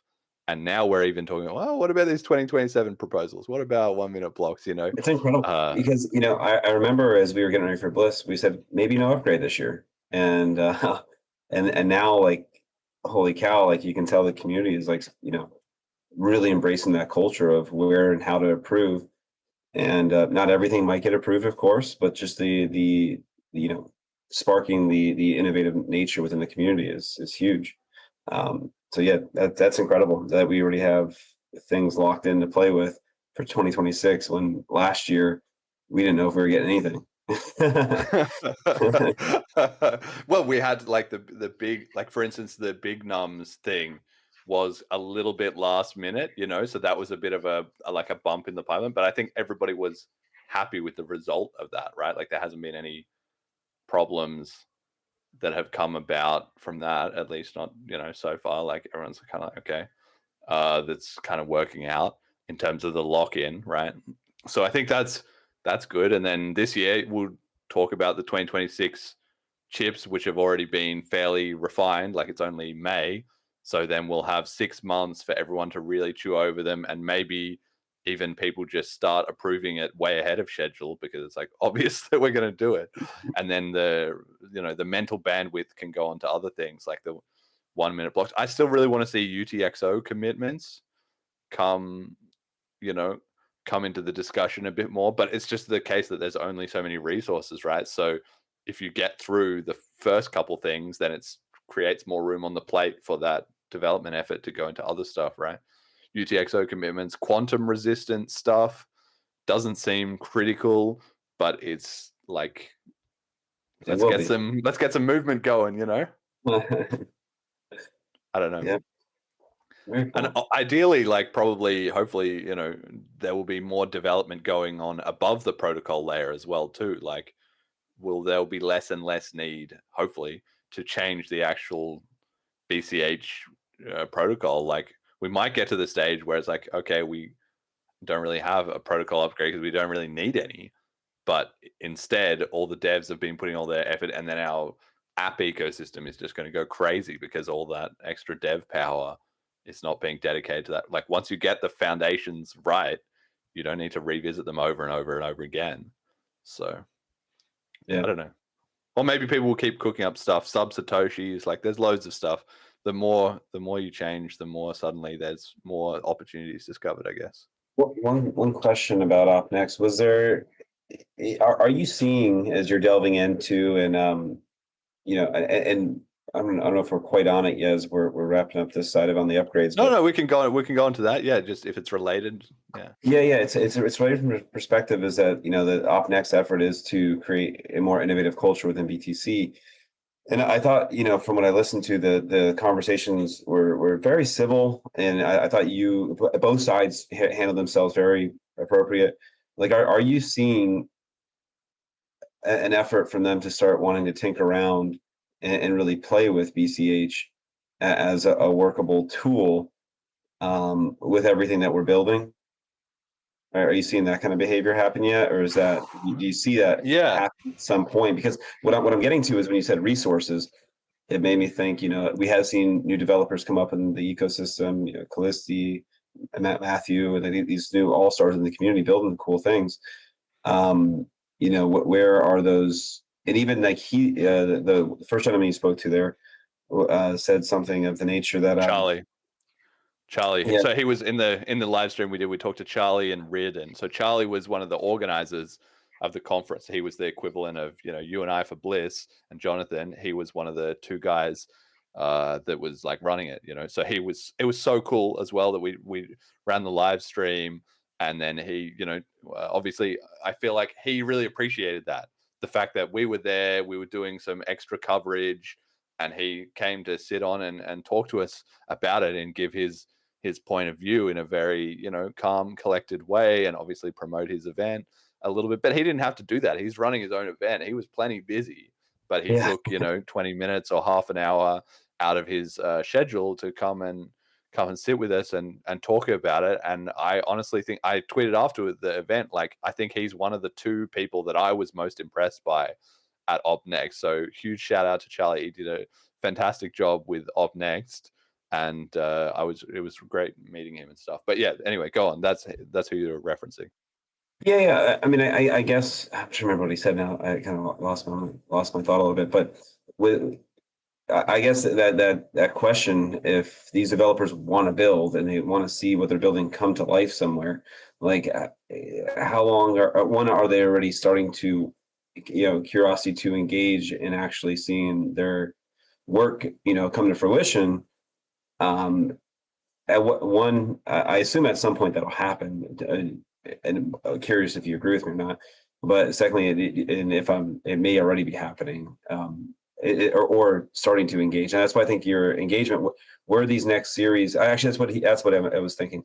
Was he mentioned that, you know, it's from even like, you know, people building things, you know, to get them into crypto, it's a different world of building things. You can't just take developers off the shelf to build for you. You know, you need certain kinds of developers that understand the scripting language and the talent levels. You know, where do we get the new talent from, like, to continue to increase our bandwidth to build, you know, new innovative products? That was what I was building from his conversation. I found to be interesting, is that, yeah, I mean, just because you can code a little bit doesn't mean, you know, you're gonna, you know, you can't just, I want to build something, grab that guy. You know, they're not sitting on the shelf. Well, yeah, I mean, there's two elements to that. So firstly, like you say, you can't just grab anyone, but that's something that we can attack directly, right? The better our tooling and documentation is, the more you can just grab anyone and then they can be going. So it doesn't all have to be, he talked about it as an arcane science. It doesn't all have to be like that. The protocol stuff is definitely unavoidably going to be a bit like that. But in terms of building, like, at the application layer, it doesn't have to be like that.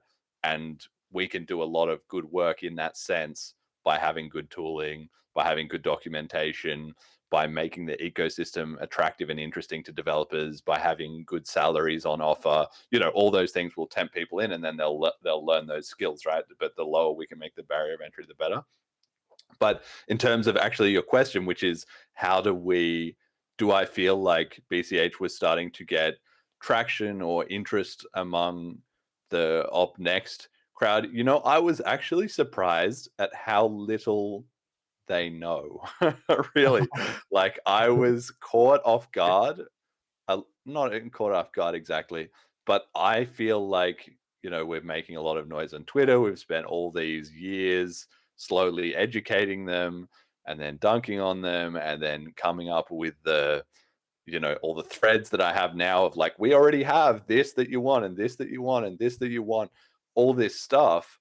I felt like I mean, it's hard for me to conceive of, because if I was in their shoes, I would have already done a huge deep dive on this stuff and got really familiar with it, because we're the most directly comparable thing to what they're doing, but with a completely different mindset. It's so like, why would you ignore that? That seems crazy to me. But of course, they don't think that, because otherwise they would be me and they would already be in the BCH ecosystem. You know? If they thought like we thought about it, they would already be here, but they don't. So I really felt like, you know, like Reardon, who we talked to, he has been more involved. And so he has looked into some of this stuff and he has seen that it's good. And he was kind of saying, yeah, I wish that you guys were building this stuff in BTC. You know, that would be awesome. And he even said to us, like, somebody said to him, like, what are these BCH guys doing here? I think they're kind of incompetent. Like, they don't really know what we're doing. And he replied and said, well, like, I think you just need to catch up with the latest, because if you look into what they've been doing the last 2 or 3 years, like, it's actually pretty good stuff, you know? So he was sort of indirectly evangelizing for BCH in that sense. But he has been one of the most engaged ones in that way, right? Of the broader crowd, like they just have no idea. They're honestly like clueless, which makes sense because they are in a bigger ecosystem, right? So the way it is for us is like we have the BCH stuff that's going out on this end of the spectrum, and then somewhere in there is the Op Next crowd who want to add CTV, they want to add cat, whatever. To us, that's like the fringe of our sphere, you know, is there.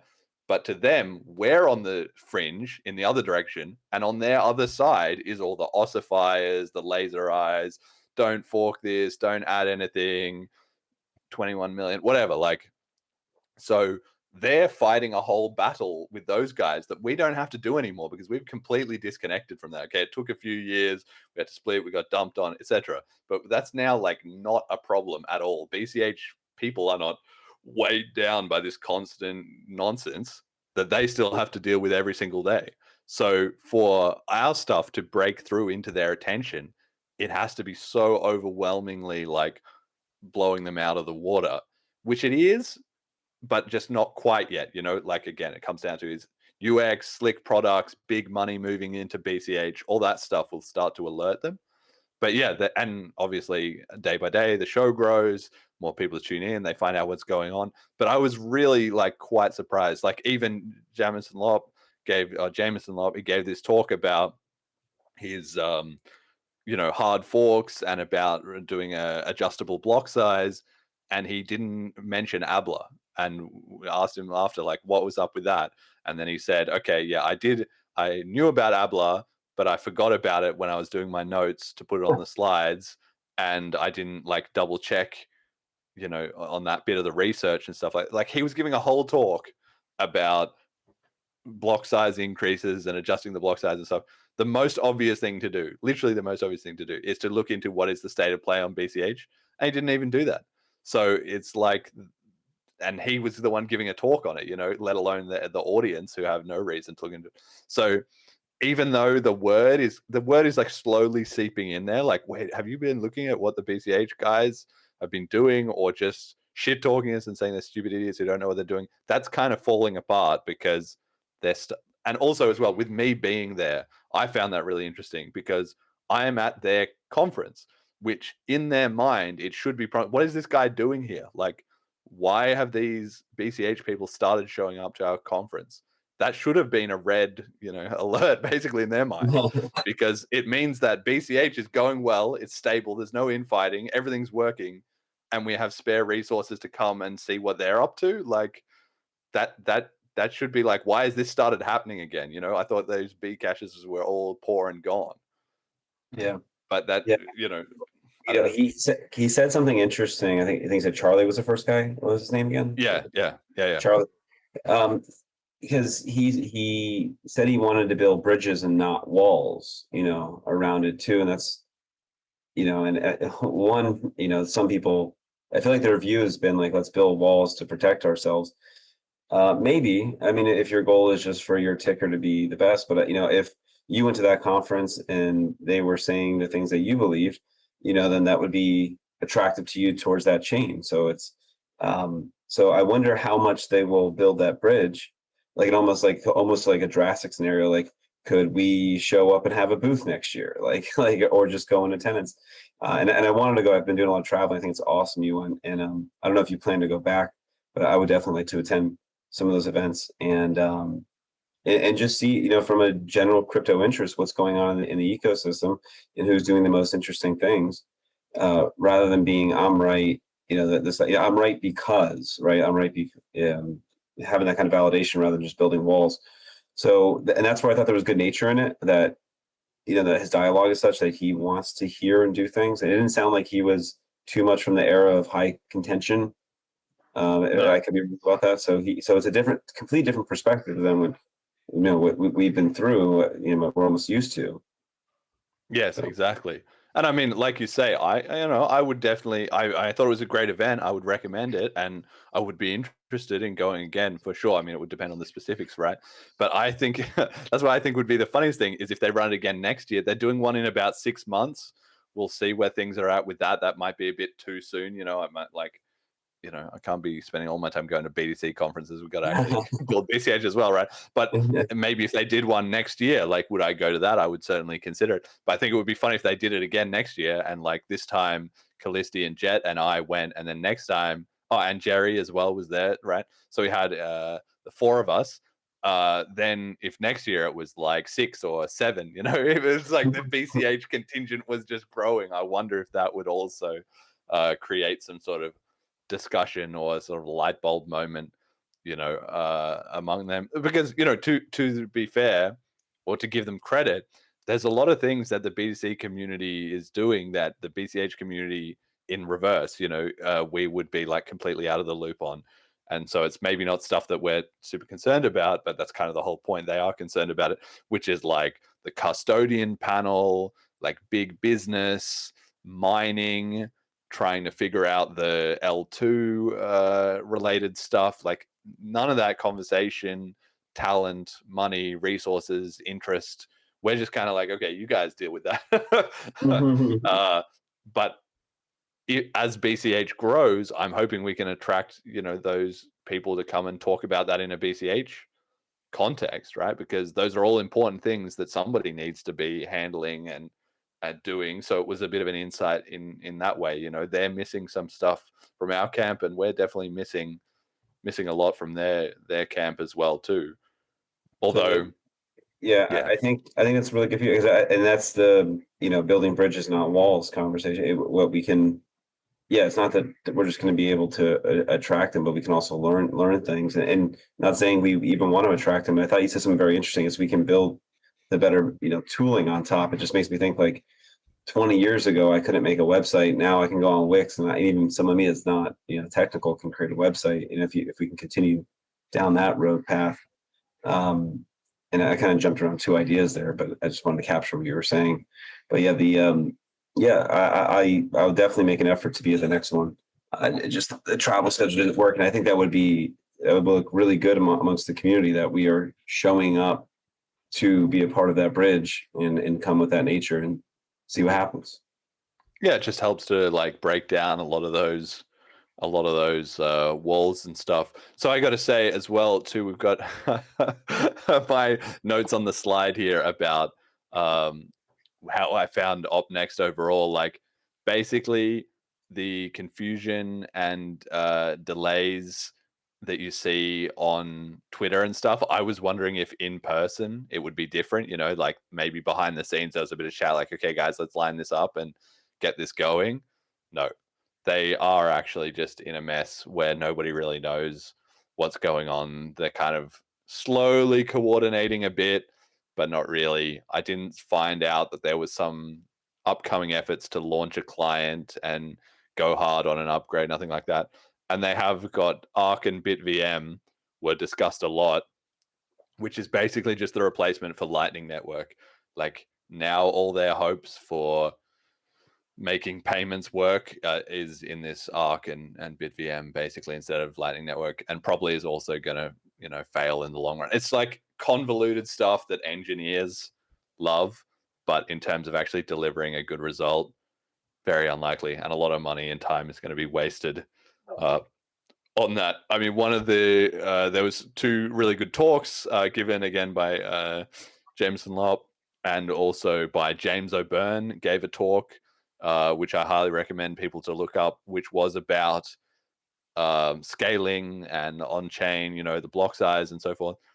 And basically this stuff that they were talking about was not new to me. Like I felt like this was all stuff that the BCH community discussed and figured out during the block size war, basically, and afterwards. But it was just really great that they are now talking about that again. Like they talked about that then with us. Obviously, there was censorship and they decided on their own route. And then for many years, they were not talking about it. And now they've started talking about it again. And maybe they aren't coming to all the right conclusions straight away, but they're at least bringing it into the conversation. And the propaganda, we have a hard time debunking, because if we say to them, look, this is wrong, etc., even if we have all the facts, they just say these stupid Bcashes, like they're trying to sabotage us or they're idiots or whatever, right? But if their own, you know, influential developers and people who have been in their community start talking about it, then they take, it's like if they're saying the same thing, but they from a different source, they take it more seriously, you know? So that was really good. But the key, you know, amazing moment was on the final closing panel where Kallisti called out basically the whole conference. We have the live stream moment here. Jet's going to pull up. I will warn you that you can't, Kallisti's like in the crowd. He's not mic'd up, so you can't hear the audio from him quite as precisely, but I'll say what he said afterwards. And this was just, yeah, in the final moments of the panel. Kallisti is in the front row and just talking to the guys on stage here. Have a listen to this. About to have smart contracts, right? Like he wants a catalyst to be able to go out and sell to the world, like buy more Bitcoin. So I do think that that's a little bit of, you know, there shouldn't be this kind of fear of ghosts of, you know, big entities that will shut things down before they even get started. To Jameson's point, we should have some, you know, confidence and have some agency and just going out and doing things. And I think we would be surprised at, you know, how on board most people are and how little resistance actually would be able to pop up. Do not ask, you know, who is going to allow me. Yes. Ask who is going to stop me. Powerful. Very based.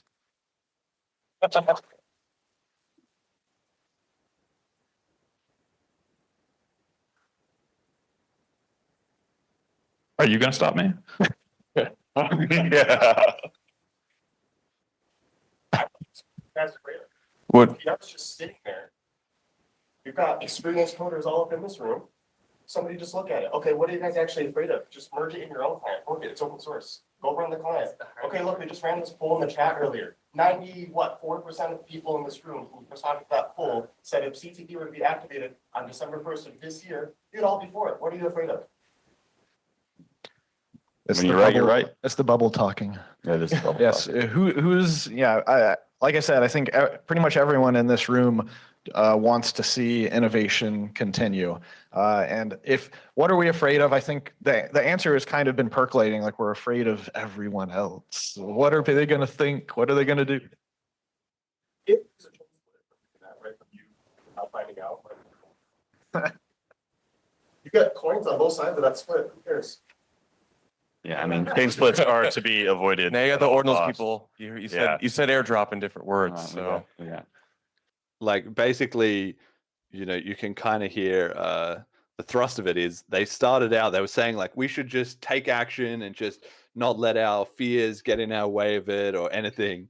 And so, Jameson says, oh, look, ask who's going to stop me.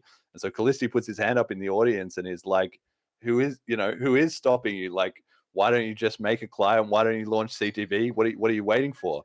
Now, what you got to understand is this wasn't kind of completely out of the blue, because on this panel, if you watch it, they had already sort of started interacting with the audience. Other people were kind of shouting in suggestions from the crowd. They were kind of doing responses to the question. So he was it wasn't like he had interrupted to add this. This was already the way things are going. But he's in, I thought that there would be in that moment, as he was saying it, I thought that there would be a more negative reaction from the crowd, or even just more a sense of like, holy shit.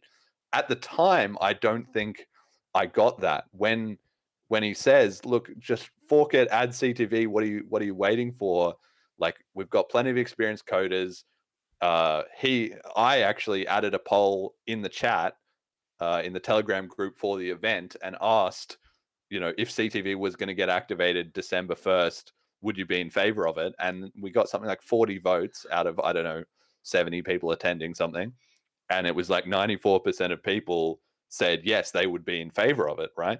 So it was clear that the consensus, quote unquote, among the people in attendance was overwhelmingly in favor of like, let's fucking actually do it. But they can't pull the trigger. They're too passive to do it in BCH. Of course, that's like nonsense to us, because it's like, we need a bigger block. So just let's go. And what are we waiting for? That's what this whole permissionless stuff is about. But they are still honestly just like timid and worried about, even right after they'd said that. And so when he calls them out, if you listen very closely, their immediate reaction is, the guy on in the second from the left, he says, when you're right, you're right. He was instantly like, yeah, that's it. And then Jameson cuts over him and says, what are we afraid of? It's all the other people, which is just complete nonsense. And then Kallisti's counter was, but like, what's the problem? Just launch a CTV fork, get dumped. You'll still have your BTC that you can sit on, but now you have at least a CTV branch. That's a little bit oversimplifying the matter, because the fact is, if they want to launch a CTV or some other fork, they kind of need to go all in, because, or at least somewhat, they need to put some chips in the pot, because if they launch it, but then nobody, even the people who believe in it, buys it, and it just gets dumped straight to zero, then everyone will be like, that failed, piss off with this, please don't do it again. So it's not as simple as that they can just launch it, but they are still sort of treading around the whole issue. And at that moment, I thought there would be more of a reaction, in terms of like, even somebody else shouting out from the crowd, or in terms of everyone feeling like, wow, that was a big call out. And I don't think there was necessarily in the moment, but I think it hit home in the minds of the people there, because then we sort of started to see the conversation change a little bit in the following days on Twitter as a result. But it really was quite an amazing thing, right? That in comparison to something like BLISS, you go to BLISS, we're doing an upgrade, it's all been decided, everyone's on the same page, it ships, everyone does a round of applause, and it's like moving on to the next thing. Whereas they have these conferences where there is no upgrade, nobody really knows what they're going to do for an upgrade, or when it is, or how they're going to do it. Nobody is prepared to be the one to go out on a limb and actually fork the code or put it in. Nobody can get past the Bitcoin Core merge gatekeepers. Like, it's just a whole confused mess. It's like, how is this a bunch of men in their age 30 to 60 who can't agree on a schedule and ship a piece of software? It's crazy. Yeah, so I believe with their consensus, what they believe is we ship CTV, we will get forked, right? Like that's why they won't do it. And then yes. Then I don't want to not be on the winning team, my precious market cap. But like you said, there's another way for that. I think you could view it differently. You could view it as either I got kicked out, and why not still kind of work on both? I guess that doesn't really happen in the tribal nature of crypto. It's, go all in on what you believe building. Certainly that's what happened with Bitcoin Cash. And, it brings me back to like, there was a long like hope and fight through everything in the first time to keep BTC together. And, I think this is just a starting of a brewing of a community that is going to do something if they don't get what they want. And like, I just feel like that is, those were the B cashers on stage that were on stages in 2015, 2016, that didn't, there was a lot of effort not to have the fork happen to reach a consensus. And at the end of the day, like you said, it's a bunch of men. Like, what are you doing with your life? Is your life going to be like not doing what you believe, or are you going to just just cower down? And that's it's overall seems like at the end of the day, while they're trying to do something, if they eventually they will they forever be cowardice, or will they do something? That's what Kallisti called them out. Like, just ship your client. Like, like what are you waiting for? And I see the value of you built something so big and valuable to step away from that, or being a part of it, at least to some extent. And the challenge is to move away from that and just, if we find these people useful or not, they're obviously important people. Just how do you handle that with kids' gloves and say, go that direction, come this way, stay there. It's very telling, but it's just interesting that it's occurring, right? Like that that they're putting in effort. They want to do something. They don't know which way to go. Like you said, it's confusion, delays, and they're just confused. They don't know what they want or should do, and at some point they will do something, I think. Well, that's right. Because there's two forces that are driving them to a critical inflection, because in the absence of doing anything, nothing will happen, obviously, right? So there's two things that are kind of like the fire, burning the not the candle, the string on the dynamite. One is just time. As time just goes on and they don't see sweeping adoption all around the world, eventually they realize we've got to change something. Otherwise, we're not going to have Bitcoin global adoption. Like, it's that simple. So that's one part of it. And the second part of it is BCH. That candle, that string, whatever you call it, is burning faster because BCH is succeeding, because we're putting the pressure on them. Like I said, they're still mostly kind of unaware actually how far BCH is ahead. They have no concept of that. But they are maybe starting to get the idea, even just us being in the front row there, that they don't have forever. Like, we are coming, we're still building, we didn't go away. We're not just endlessly splitting ourselves into some irrelevant mess. We've got a bit of technology, we've got something going, we've got some good ideas or something. And it's like, if you're not making forward progress, eventually your competitors just outrun. It's the turtle in the hare, right? Doesn't matter how much faster you are, if you just stop, eventually you're going to get overtaken. And that's and it's for those people that really believe, and there's those people that really believe that in peer-to-peer electronic cash, it's where, the reason they think they're going to get forced is because the real mission of BTC is to see if I can get a richer person to buy it, and and to buy it so I can go up, and how long can that go on? And if you believe that's what you want to do, like that's the coin for you, or go build your own. But like, it's like, why would you? My question would be like, and probably the question in their head is like, and if they do this, they're underestimating going through trying to rebuild a blockchain, right? If they were to say, yeah, we're going to fork, why would you fork and go create your own version of BTC right now? There's so many other coins out there and interesting projects to just go be a part of. Like, it's very hard to do. And don't get me wrong, people probably will try to do that. People still do that. We just had eCash try to do, is doing that.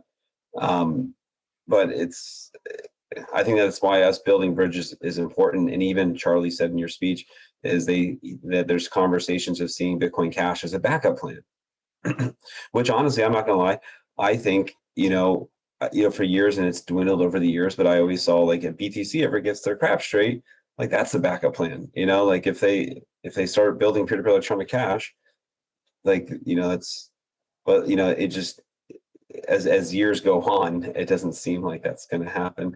But we'll see if ARK BitVM is the answer. Well, Jingle Bob has said it in the chat. He said the people who put P2P cash for the world above their own reputation/wealth have already left. Only new people would dare, and they have no power. And that's exactly it. The people who have the balls to actually, and the agency to actually just get on and get cracking. Well, we did that in 2017, and here we are today with 8 years of upgrades. And okay, the price, there was some hiccups along the way, but we're making forward progress. While they're still over there, cowed into inactivity by mysterious social, pressure or inability to actually just put it all on the line. Because that's right, we didn't have it in that video, but there was another panel that they had with 5 guys who were more of these ossifier types. Somebody asked them at the end, they said, look, in 2017, I knew what Bitcoin was, but now it's 2025. I kind of don't really know what is it. Like, what's the point of Bitcoin? And there was 5 guys on that panel, and they all gave different answers, and none of them were P2P cash. Like, one guy said, oh, it's kind of a digital asset kind of thing. One guy said it's like a form of energy storage or something like that. They all had these kind of different, copy answers, but none of them said it's a P2P cash system. And they all had different answers. So it's not like even amongst themselves, they were agreed on what it was. And so because they don't have a direction, they don't have a North Star, they're just drifting. And that's what some people are happy with. And that's the people who are still there. But the ones who are not, they have to make a hard choice. Either they have to take action and seriously try and push an upgrade, which they just perpetually delay and never get around to. They can convert to BCH, which they'll eventually realize is the best option, but they have to work through their cognitive dissonance, or they can just shut up and suffer. But at some point, having these conferences is just going to feel ridiculous to them, where they're all there for they had an OpNext conference last year. This was the second one. And it's like, last year, they were like, are we going to do CAD? Are we going to do CTV? Then they have another one a year later. Are we going to do CAD? Are we going to do CTV? What are we going to do? If they have another one next year, it's like, are we going to do a CTV? Like eventually, how ridiculous it is even going to occur to them, and then that opens their mind. And I think what we learned too, and I think you said it in the interview too, like when you fork, like you're just creating. That means you're in a minority. You didn't get consensus. You have all of these sellers against you, and like we stand here 8 years later, like. Who is still who are the sellers left in BCH? There's not, obviously there's traders and things like that too, but I'm just saying like that was a very challenging thing to get through, and probably why they know it's so hard. And again, Jingle Bell's comment is, we were willing to go through that, and that amongst other challenges. And now you look at the last 3 years of BCH, it's like, holy cow, like it's working. It's very good. You have to pay that price. I mean, I always think of it like there's a joke which goes, why is divorce so expensive? Because it's worth it, right? And it's like, that's the exact same thing. Like, it costs so much for the BCH community to get free, get aligned, stay on P2P cash, not have hijackers and all kinds of shit involved. And that was super, super expensive. But once you've paid the price, you've paid it. You don't have to pay it a second time. You're just free after that, right? And they're still on the pre-side of that. They haven't even really come to terms with the fact that it's going to be a divorce, really, that they are going to have. They still believe to themselves like, oh, we can talk everyone into it or whatever. It's not going to happen. And as the years roll on, they're slowly going to learn that lesson. Anyway, Jet, I want to get you in here. You were there with Kallisti calling out the panel. What was your impression or lessons from that? I was surprised that there wasn't more pushback to that. I feel like the most pushback we saw was about the BIP numbers stuff. Yeah, I feel like it was just kind of dancing around actually doing something. I feel like it's all kind of connected though, because they're just, all those PRs are just sitting there. No one's even willing to review them, right? Everyone's busy or some shit. I don't think anything's ever going to get done. I do think that more Bcashers showing up would be amazing. I think it would actually encourage, given a long enough timeline, they're all going to be Bcashers anyway. So if we just ump up the numbers maybe next year, who knows? Yeah, what if, God, this is me going off on a one. What if we just maybe not outnumber, but like we're a large percentage of the Bcash attendees. conference now. That's right. I feel like that's going to happen. That's what's going to happen. Is because if they're just having these conversations, like we want to have these upgraded tools, we want to have all this stuff. As the percentage of people that are there is like, it's in BCH, bro. You can literally just do it today, right now. Man. Like, That go is- home, switch on your laptop, open up BitAuth, and boom, there's all your introspection opcodes. There's all your this. There's all your that. We've already got it all, because then it's like the first step. Once you take your first step, well, then you've fallen off the cliff. If you know what I'm saying. Like, that makes it sound bad, but it's kind of like the barrier is there. But once you just get over that little bit, then suddenly they'll be like, wait a second, you guys have all this stuff. Is this the latest cutting edge stuff? No, we've had that for 6 years, 8 years, whatever. And then the glitch says IRL DDoS all the BTC conferences. Lol. Exactly. It's like it's not a DDoS though, because a DDoS is where you flood the system to shut down the conversation. It would be the opposite. It would be an IRL amplification, basically. Yeah. I think we just build off what Charlie said. Hey, we want to build these bridges. We're here. We're rooting for you. We hope you guys get these things. Like, we were all BTCers before. Good luck. If not, if anyone wants to still do this, over here, like you're welcome to join. You're welcome to. Jeremy, that was very, again, it was super smart idea to go there. And just I don't know. I just think there's more talent. It was just very overall positive experience on both sides to see that. Hey, we're not here to fight you. There's fights on Twitter and things that are kind of silly, and like the temperature, which is very low versus how it feels online at times. And even Kallisti said that it's like things online arguments are kind of silly. People get more excited or it's easier to type things, and when you're just having conversations, you're really realizing at the end of the day you're talking to humans, a human element. I'll definitely maybe we make a push to get people out there. Maybe we do like a flip starter, bring people to up next. Okay, and on that topic, this stuff, I think it made a huge difference. I think it made a huge difference us being there. And if you want to see more of that stuff, well, it ain't free for us to organize that, get everyone out there, hotels, etc., etc.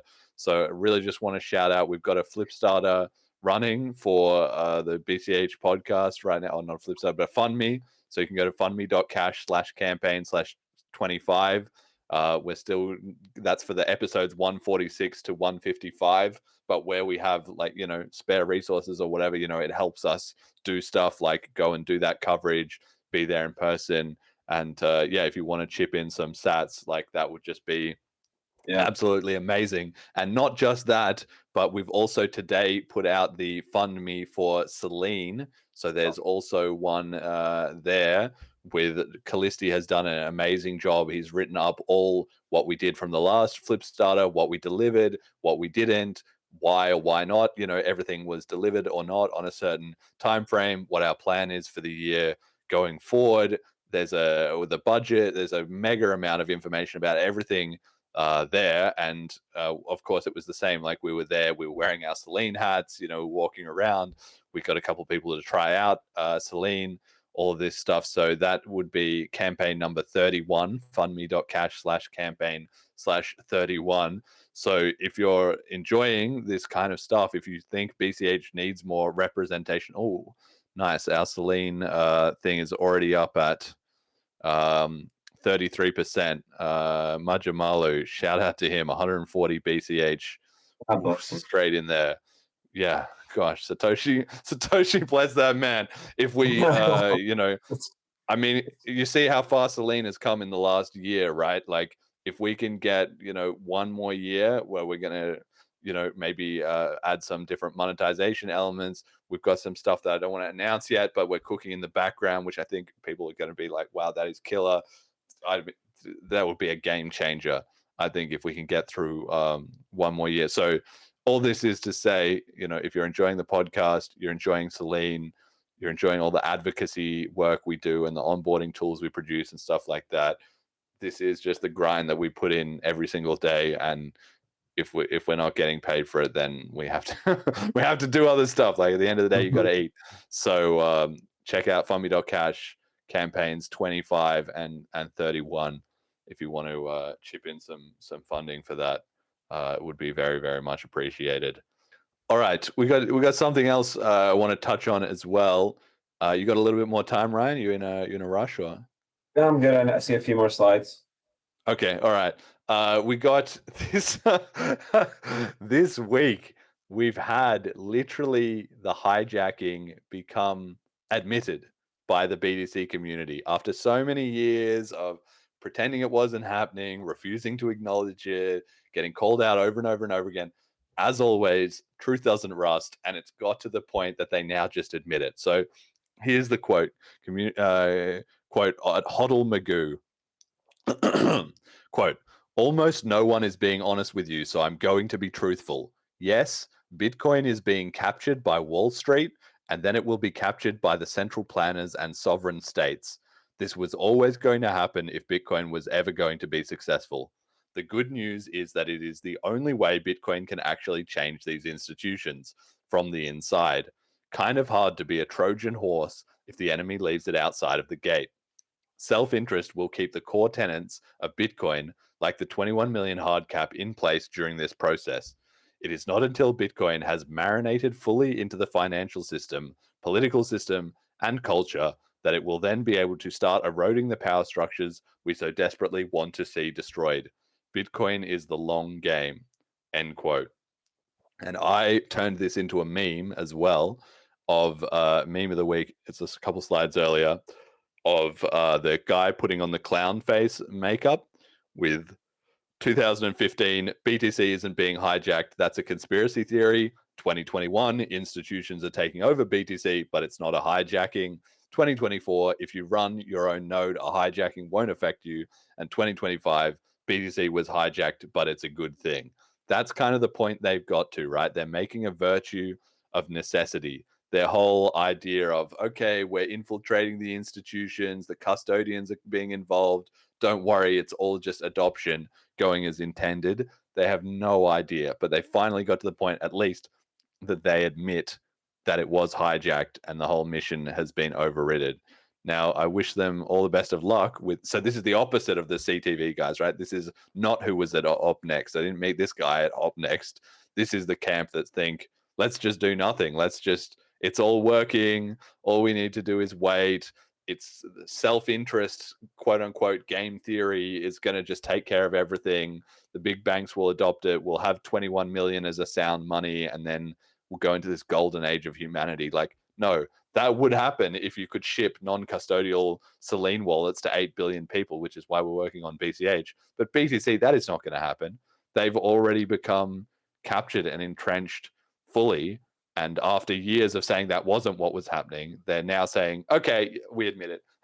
That is what's happening. That is what's happening. But it's a good thing, guys. It's a good thing. So get used to it. It's over, right? We don't need to argue with them anymore, right? Because now we agree. Yeah, trying to wrap my head around it. I guess the last thing they're saying is if we, they'll keep 21 million hard cap for self-interest.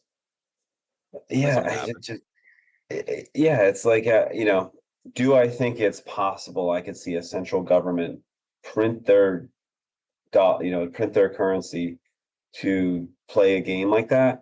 Sure. But then once they have enough BTC and they have the keys, what do you think they're going to do with that?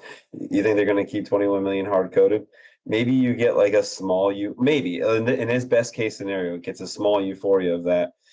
And then let's say that if BTC were the world's currency at that point, they destroy their currency in favor of this one. They got wealthy because of it, and now they're not going to print BTC. Like I don't see that as possible. Like if you really think that through one step further, okay, let's say that like essentially I think that's what he's saying. That's the self-interest aspect of it from a state perspective. Do I have that wrong? No, yeah, that's the logic. The idea is basically it's this conflation that people have, like Bitcoin is for everyone, you can't stop people getting involved, institution and custodians are going to be involved, etc., etc. That's all true. Yes, nobody can stop these people being involved in Bitcoin, but that doesn't mean, okay, it's all working, let's hands off, let's do nothing, they're just going to look after Bitcoin exactly and it's all going to work out great. No, just because banks can be involved doesn't mean you say, please come in through the front door. This Trojan horse, that's like their cope, you know? It's the Trojan horse when it's the other way around. It's like they're trying to draw you into the city. You got to be fighting back the other direction. You got to be trying to get out of the city. You know, you got to be trying to keep it P2P cash, keep it non-custodial, keep it that way. And that's the same with BCH. That's why we talked about the bank runs, right? That's the whole point. Is we're going to force them to stay accountable with the community culture of constantly doing, you know, not your keys, not your coins. But they're not doing that, and they're just going to get captured. Yeah, so that what he said there is, if the government takes over Bitcoin, I still wouldn't fork. If the government is that's right. Yeah, like exactly. So we're right back. We did all this work right back where we started. Yes. Give them the keys, and it's a long game. That's a win.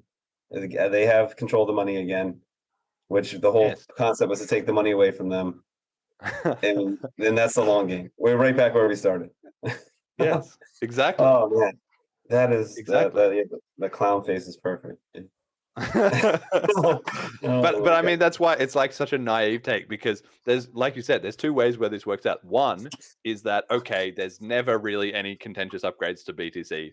So the 21 million stays in terms of the 21 million that's running on the network, but there's so many custodians and institutions that basically nobody, you know, end users are actually checking that 21 million. Maybe they're running their node, but they're not transacting day to day because 8 billion people are using, you know, whatever, Jamie Dimon's JP Morgan Chase Bitcoin wallet, where he just prints up a bunch of fake BTC and that's what people are transacting. It's nothing to do with the on-chain, right? So there's no verification. So that's one possibility. And the other possibility is, as they get more and more captured, eventually, okay, well, let's just slip in a nice little inflation, you know? Maybe that will also, Peter Todd, Demirage, he's already got that one cooking. You know, that's being discussed, right? So it's either way. It's like they're not going to ship non-custodial Bitcoin BTC to 8 billion people. That'll be the outcome, and you're essentially saying I trust these people, and I wouldn't fork from that. That's the long game. It's truly incredible. Yeah. Oh man, that is yeah. We've really seen things change over the 5 years, Jeremy, as we've been doing this podcast. Right.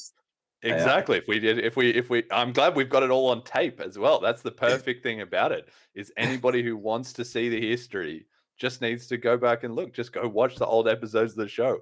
All the shit that we predict basically ends up coming true eventually, because we're just following the truth, and they're in their fake, you know, propaganda bubble, right? But I think that the clown thing, it's just degenerated. But now it's great. I love this because we're in a great world now. Because now, if I'm arguing with somebody on Twitter, I can just say, look, your own team admits that it was hijacked. Like there's no controversy about that anymore. Before there was, well, initially it was like, you're going to be the centralized PayPal and we're going to be the real P2P cash, right?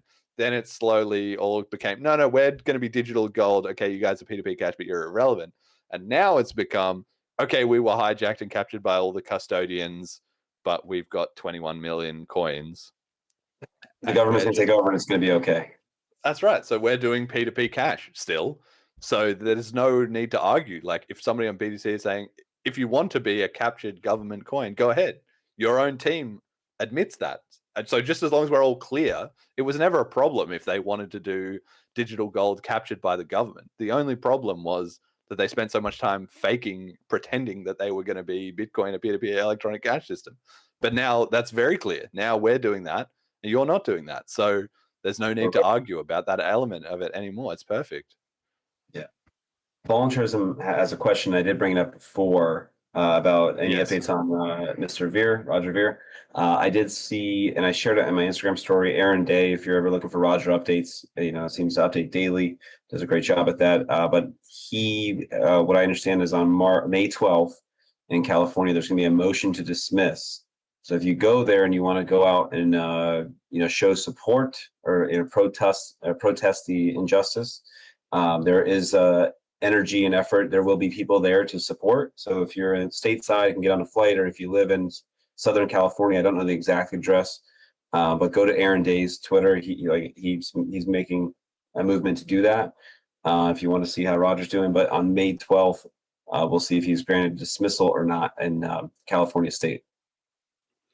Yeah, there we go. Hopefully, there might be some more updates then, maybe at BLISS after that, after we do that. So yeah, all the best to him in his ongoing fight to get free. Gosh, the life journey that he's been on, it's pretty hard to fathom, really, but yeah, speaking of hijacking, right? Well, that's right. Exactly. And it's just like all the dominoes, he released that in 2024. That was then super popular. Nobody has debunked it or done any good pushback against it besides just slandering him and saying Roger's an evil shitcoin. Nobody actually did a breakdown that showed that he lied or that there was any false, nothing. And so then you have that, and then you have, what do you know, basically a year later, or 9 months later, whatever, boom, it was April last year, I think the Hijacking Bitcoin came out. Then here you have it. Now they're admitting it. Okay, we were hijacked. So there's nothing like an idea whose time has come, right? So great to see.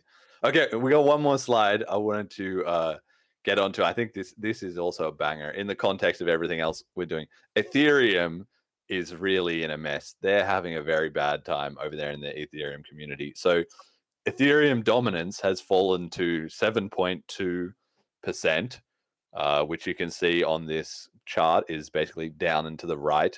Now, of course, that's much higher than BCH. So, okay, glass houses, stone throwing, etc. But regardless, they have fallen from above 20% dominance down to just 7% dominance, at the same time as BTC has been putting in a good surge up to 63% dominance.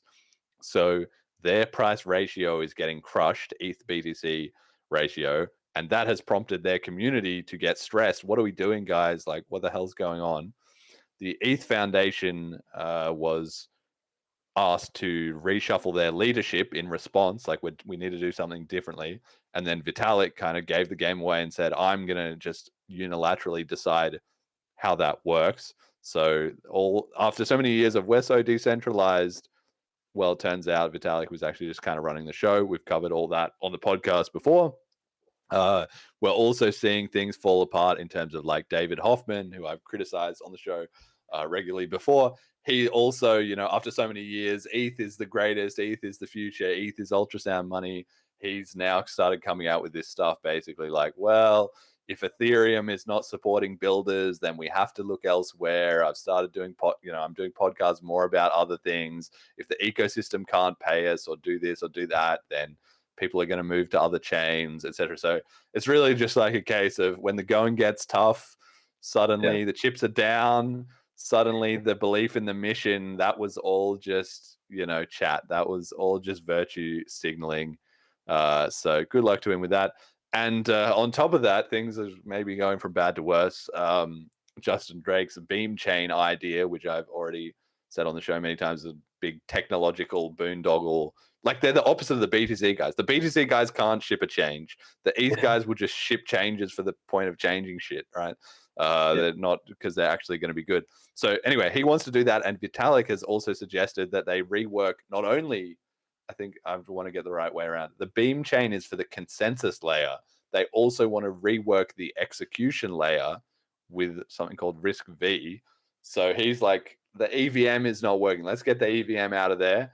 Let's get a new thing in instead of that. So they've 2 potentially 5-year plus technical engineering reworks of the whole of Ethereum being proposed onto their roadmap at the same time as their community is like in revolt because they're all getting poor, and the BTC guys are laughing at them and saying, we fucking told you, you super shitcoiners. What a mess. What is going on here? Any thoughts on this? It's a little tough for me because I have I don't know if I'm ever sure I kind of have a soft spot for Ethereum and Vitalik for a couple reasons. One, I thought it was rather brave of Vitalik years ago, kind of wanting to do things in BTC, getting shut down, going on his own. I thought that was admirable. I think he also did a great job showing, with Ethereum, we could do other things and people use it and create a lot of value. Thirdly, like it was my best investment probably in my life, Ethereum. So that, and I think I've done a good job separating my emotions towards like an investment that went well versus what, I believe is right. And then probably fourthly, Vitalik was always, especially in the early days, very empathetic towards the big block fight and, cheered for us. So, watching them go what they're going through, they're just having to go through the market. The business is tough. Building these tools are tough. And at the end of the day, that's, if you're investing in this space, you should really look and understand, Ethereum from everything from the outside, 4 years ago looked incredible. And this is a very technical space and, new type of economy in a sense that they're, what is causing it? I think you said it correctly that they're shipping so many changes because there's fundamental issue flaws with probably the core base layer that is just making it difficult to grow and scale, and definitely the gas fees moved users away, certainly to Solana, and looking forward to BCH getting more involved in DeFi, and I think that's part of being in crypto, and is it probably encouraged us to build out a DeFi ecosystem because what Ethereum proved. So yeah, they're having a tough time. Yeah, it's tough to watch them fail from a bit of a perspective, but I think at some point, as you see what's happening with, you still got to keep Solana in the ring, and then I think in knowing what BCH is capable of, it seems somewhat inevitable. I don't know how they can fix it or if it's possible, but certainly having a pre-mined coin with a foundation picking and choosing things with kind of a strong central actor seems to be very problematic. Yeah. So like you say, I'm not bullish on them turning it around. And because now they're in a bit of instead of a virtuous cycle, they're in a vicious cycle, right? As the price goes down, people start to panic and think, this is not unfamiliar to BCH, right? It's the same reason. Why was there the BSV split, and why was it the XCC split and stuff? Because people are like, I want to do this. I'm the one who should be, giving the right direction. What we're doing isn't working. Like when something's not working, obviously you need to change something. But then the problem is in a decentralized ecosystem, who is going to decide what to change and who's going to follow that and think it's a good idea or not, really. So I feel like they might be in a bad spot because they're now at 7% dominance. If it just keeps declining, they just fall further and further out of the race. And as their money goes down, as their market cap goes down, then they have less resources, so it becomes even more difficult. And then other people just sell out of the ecosystem, just quit and say, fuck it, I'm out of here, which is why this whole thing with David, quitting, I just find so funny, because when ETH is on the way up, he's there big shilling. Oh, ETH is the best. It's ultrasound. We're going to take over everything. And then once it's on the way down, that's when the faith is tested, and nope, test failed. Straight off to, oh, well, there's the rest of the ecosystem, and I've got some BTC anyway, so at least my BTC bags are fine. All this stuff, and he's just a bellwether. If you have a lot of people like that in your ecosystem, once things start going down, all those rats are off the sinking ship, and then suddenly you're in real deep water. Yeah, I mean, probably 4 years ago, I didn't think it was improbable that Ethereum could actually even flip BTC, and I wouldn't have minded it really either. But it's crazy how far away it's gotten, because it was really challenging at a point. But like you said, they're in this. It's very hard to get out of a capitulating phase like this because everything just compounds on top of it. So yeah, I who's next? If they get dethroned from number 2 or their large market cap, you'll probably see Solana get a big crack, and then after that, going down the chain, Cardano never really seems to ship anything useful but BCH is going to be That is a good point. That is a good point, Ryan. I had not considered this. So the state of play, BTC is 1.8 trillion. Okay. Number 2, ETH, 217 billion. Tether at number 3, 147 billion. So 217 to 147 billion. That's not a big gap. If ETH falls a little bit more, and the Tether, printers, what's his name, Paolo Arduino or whatever, he just fires it up, quick 20 bill, right? He gets a quick 20 bill in there. Then if Tether flips ETH, and Tether is then number 2, and ETH is number 3, the psychological impact of that across the entire crypto space will be enormous. That would be so huge.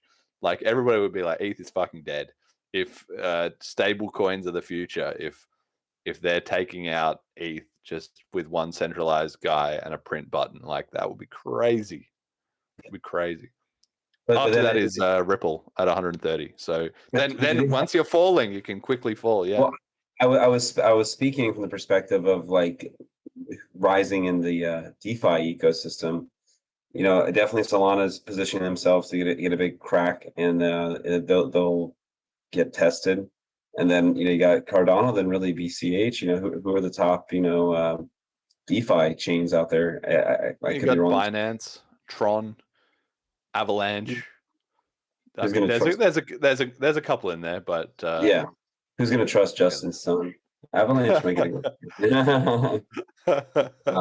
I had not even considered that at all, though, that they might fall out of number 2 in the market cap, which is the scoreboard that everybody uses. It's only 217 billion to 147 billion.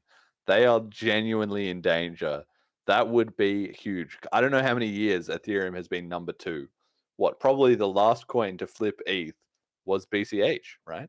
Yeah. In 2017, very briefly, it was number 2 and ETH was number 3. So ETH has been number 2 since that. So, and even that was only a very, very brief and unusual moment. So yeah, from like 2014 or 2015, I guess, when their pre-sale had been announced, 2015, they've been number 2 for basically a decade with only one very minor blip in there. If they fall out of that, a lot of things are going to get rethought.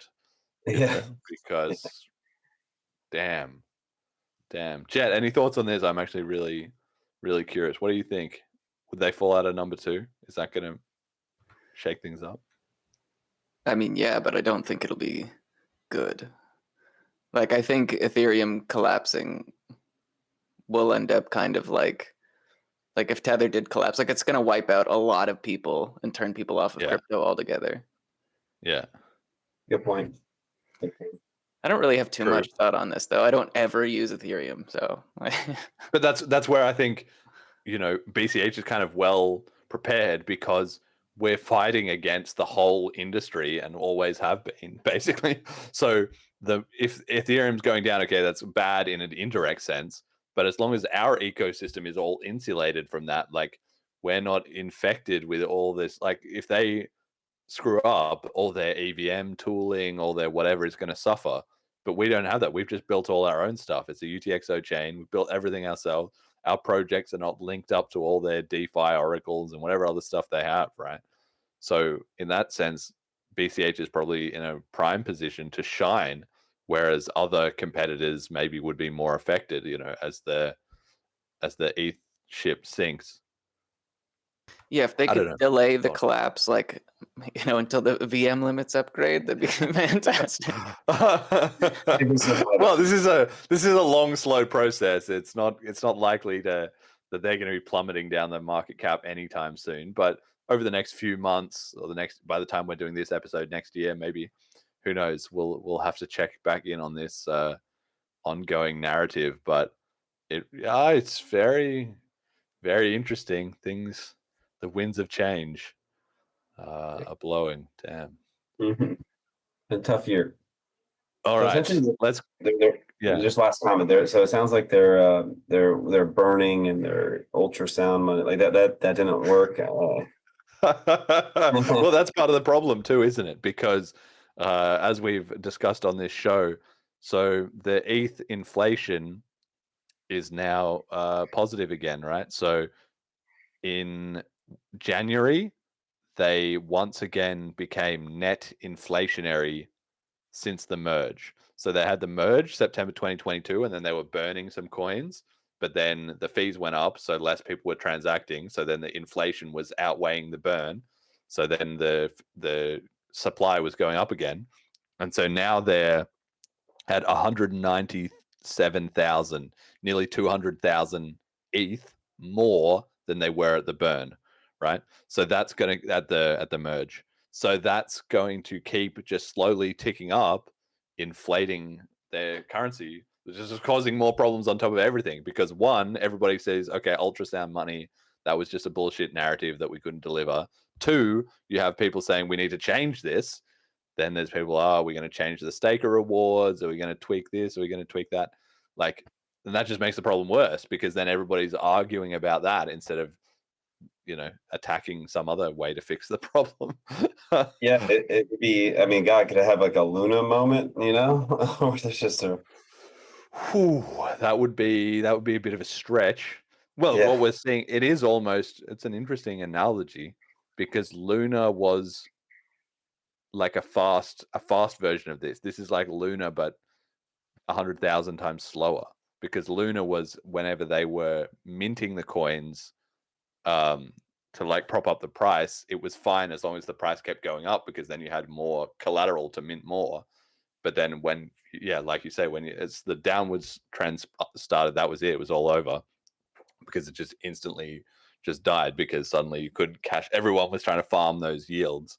And then once the 20% yields went away, everybody was then cashing out their Luna, which was then burning the supply. And then the price would just, drop like a rock, right? So in a way, I would need to think it all through clearly. But you're right. This is kind of analogous, where if ETH loses its on-chain traction, which it already has, and the inflation continues rising, then that's just going to hurt their market price, which is going to drop them down the market cap, which is going to mean less people will be attracted to their ecosystem. And it's basically Luna in slow motion in a way. Scary. Well, scary for them. I don't have any ETH. Fuck. Like Jet said, it's scary for the ecosystem a little bit, but yeah. Yeah, it's bad for crypto as a whole, and not that I'm out there wishing anybody to lose their money, but definitely did tell them, especially David. But they can all come to join us in BCH if they, hopefully, one way or another, they can figure out. Because it's like they were correct about their criticisms of BTC at least some of the time, and that it was cool that they invented DeFi and they had a lot of good ideas. Just bring that to BCH, where we didn't screw up the monetary policy and invest all our hopes in a centralized pre-mine foundation and stuff. We've already done the hard part. Like, you can just come and be part of the fun part where we succeed and where everything's easy to build and lots of money floods into the scene. So just get involved. Okay. All right. Message to the community. What does the BCH community need to hear? I think the sentiment away from this episode is just, continuing to build bridges, be inviting in, we need people. But I think we're doing that. I think this is probably the most positive I've been on BCH in any episode. I have to go back and look at them, but like, I've been in BCH a long time, and I've never been happier. I've never had more BCH too. So in terms of showing my bullishness towards where we're at, and just really seeing like, it almost makes me want to look and kind of still looking, are we doing everything right? And we're certainly not, but it seems like we're doing a lot of things right now. And just keep building, come to events like BLISS. You get involved, you use it, you get onboard someone to a wallet, show them, I just did a lot of that on Thursday or Friday. You show them how easy it is. And in terms of, I think the challenge now, and hopefully Cash Tokens is the answer, is just the network effect that we still need because a lot of people that, I set up a Bitcoin Cash, they've never even heard of it. They certainly heard of Bitcoin. How we advance the network effect is going to be the next challenge, because we have so much infrastructure, right? And maybe is it the chicken or the egg? As infrastructure continues to improve, is just, I don't know the answer to it, but continue spreading the network effect, give someone some BCH, and how we market that. I don't have the answer. I've been trying for a long time, and not saying that I haven't done positive things, but I feel like that's going to really allow us to. I'm not sure how we overcome the network effect yet. It's probably in everything we're doing, and it just takes time. Just be patient, and that's maybe a message I need to hear myself. Amazing. So okay, all right, yeah, I agree. I think we're mostly doing the right. That's where a lot of it comes. Are we doing everything perfect? No, but I think we're doing more right than wrong, which is why things are turning around. Growth is like before. BCH was losing; it was just falling down the ranks, getting less and less traction, more and more hate. People not having as much money, etc. That's all because even then it was still doing some things right, but it was just doing too much wrong that you just couldn't rise with all that weight weighing it down. And now I feel like it's the other way around. Yeah, that's right. Now I feel like maybe we don't have everything right, but I think we're getting a lot right. I think the DeFi ecosystem stuff is doing really well. I think the technology we have at the protocol level and stuff is amazing. I think we can continue that with good discussions. So I encourage everyone to go bitcoincashresearch.com, get involved in discussing the chips for next year or the year after, or propose your own chip if you've got a good idea. That's all going great. I think our outreach and positivity has made a difference on social media. Now it's starting to make a difference in person. I think we've just put up an amazing amount of proof of work. One thing over the last day or two, I've been arguing with some of these Monero guys. And that's maybe a bit excessive on my part. But anyway, one of the things that strikes me about that is they don't really have any arguments. They've kind of got to the point that we've previously had with other communities, where it just comes down to, I like Monero, is basically what they're like. Once you discuss each individual point, it just comes down to, I like Monero, I prefer it for these reasons. And that's like, okay, but that's not objective, and some people will prefer a different thing, And basically, while those guys are correct that, okay, we have layer 1 privacy and it's better today, like when you say to them, okay, we're building the tech so that in maybe a year or a year and a bit, it'll be possible to do a copy of Monero on BCH, and then it'll take a year or two for the technology to all get integrated. But like, just a heads up, guys, in 3 or 4 years, your chain's going to be obsolete. Like, we will have replaced not only your entire coin, every privacy coin. And once you tell them that, they don't really have an answer except, well, it needs to be layer 1. No, it doesn't. Nobody cares. Like, if we have a contract and you can have Monero running as a BCH cash token, who's going to care whether it's every single transaction or not? There's no reason for that. And the benefit is that then we can have a DeFi ecosystem. We can have every other coin. You can swap it for MUSD. You can do whatever that you can't do on Monero. So anyway, the point is, in arguing with them, I really got the sense of like, this shows that BCH is doing so much right, because for so long, I mean, BCH and Monero are fairly complementary, and I'm always saying, maybe that's my second favorite cryptocurrency, but the end result that they're now getting upset about BCH. When have they been upset about BCH before? Never. Now they're upset about it. That just, when your competition is getting upset about you, that means you're doing a lot right. Yeah. I think it's just, all you can say is like, hey, I'm just telling you these things are coming, and just to have it in your site, and Monero is great. Monero offers a lot of people a lot of, financial privacy right now, which is a wonderful thing. But this is also coming that you should be aware of. I think that's at least, with everything that we're going to see happen with these markets evolving, whether it's Ethereum's DeFi system going down or any other thing, we can just say like, hey, we're creating lifeboats, to stay involved in crypto and the overall mission, especially with a cash coin like Monero.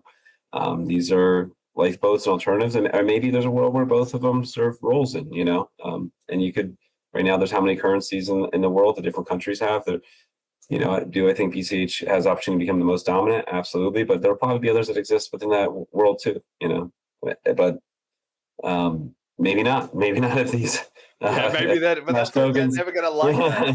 Exactly. Yeah. If you, and that's where you get, that's why I'm always saying to them, like, is nobody cares if you want to have your, like, there's a certain point where you're discussing where they move from talking about the merits of the two coins to they get emotionally defensive about themselves, and they say, but I like Monero and I need my privacy, and like it goes from these are the two options to I.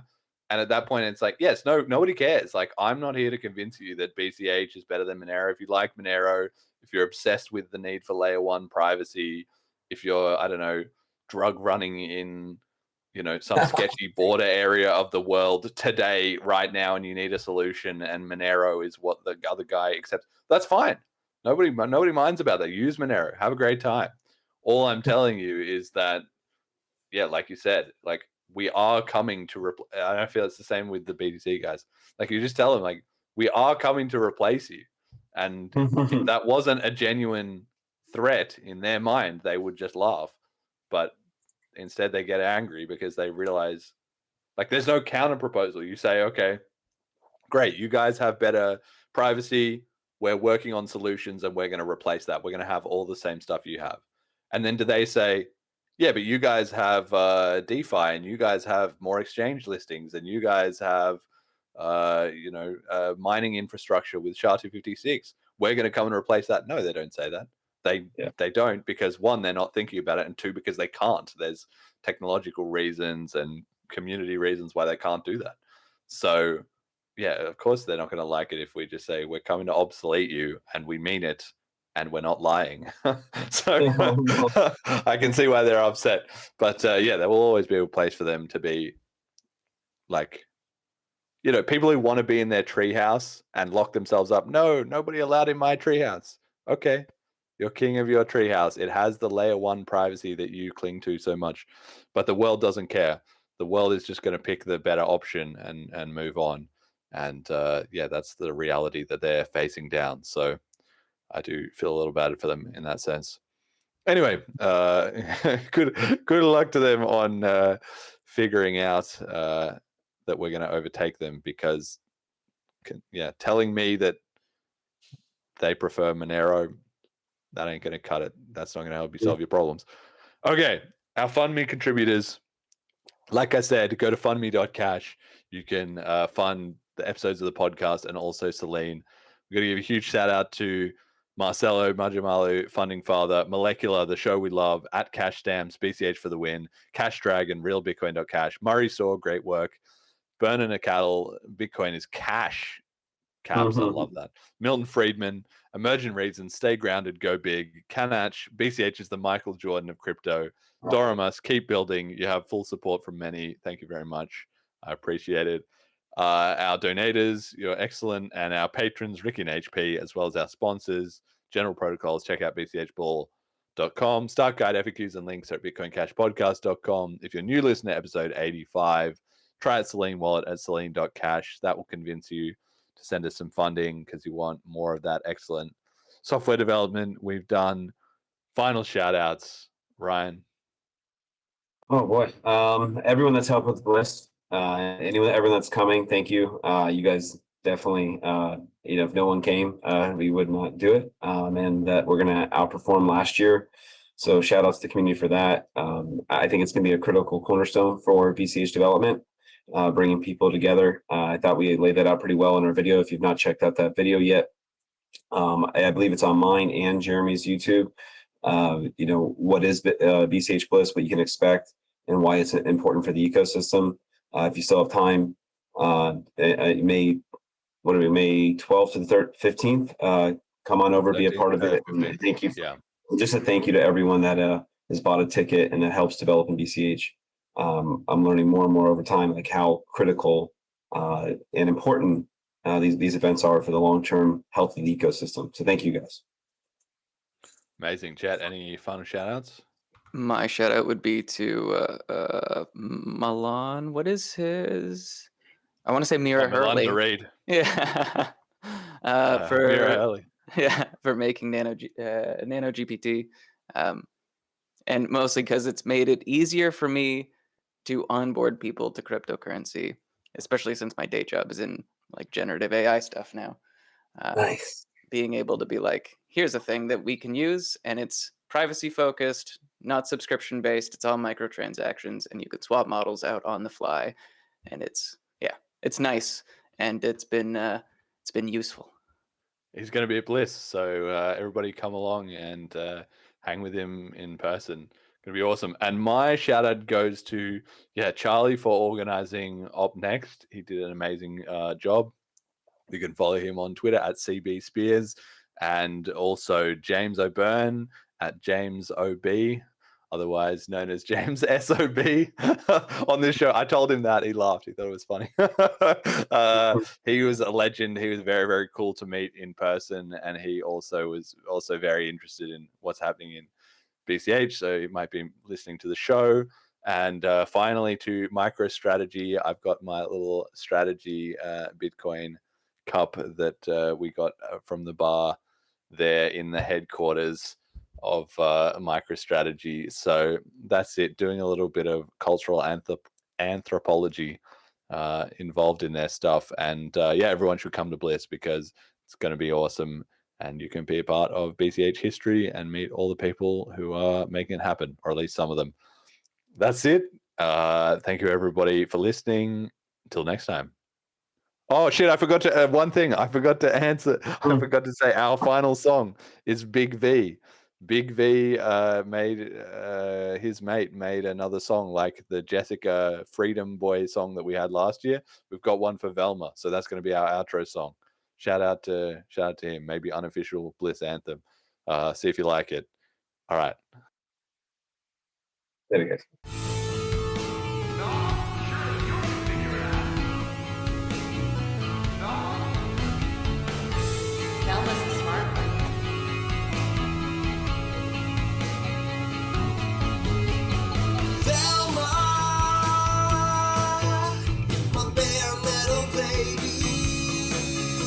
Satoshi's granddaughter says the state won't save me. She said, you can save yourself by getting free with permissionless money, no KYC. I don't know what to do. This world is turning blue. Yeah. She's all over the world.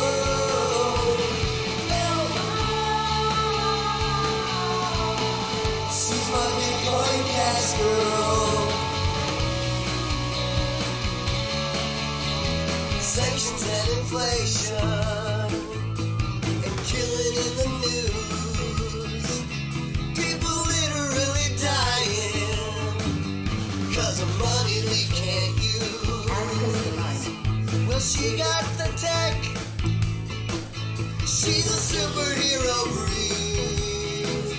Translocate around the world. No bank account free. Now I see some hope.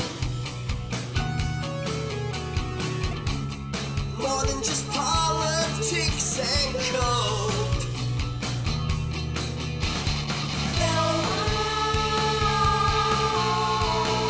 She's all over the world.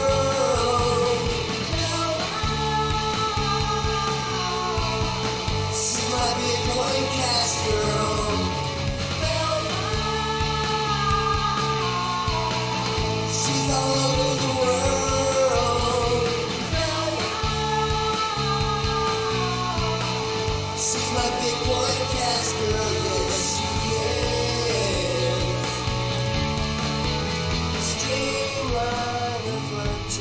machine.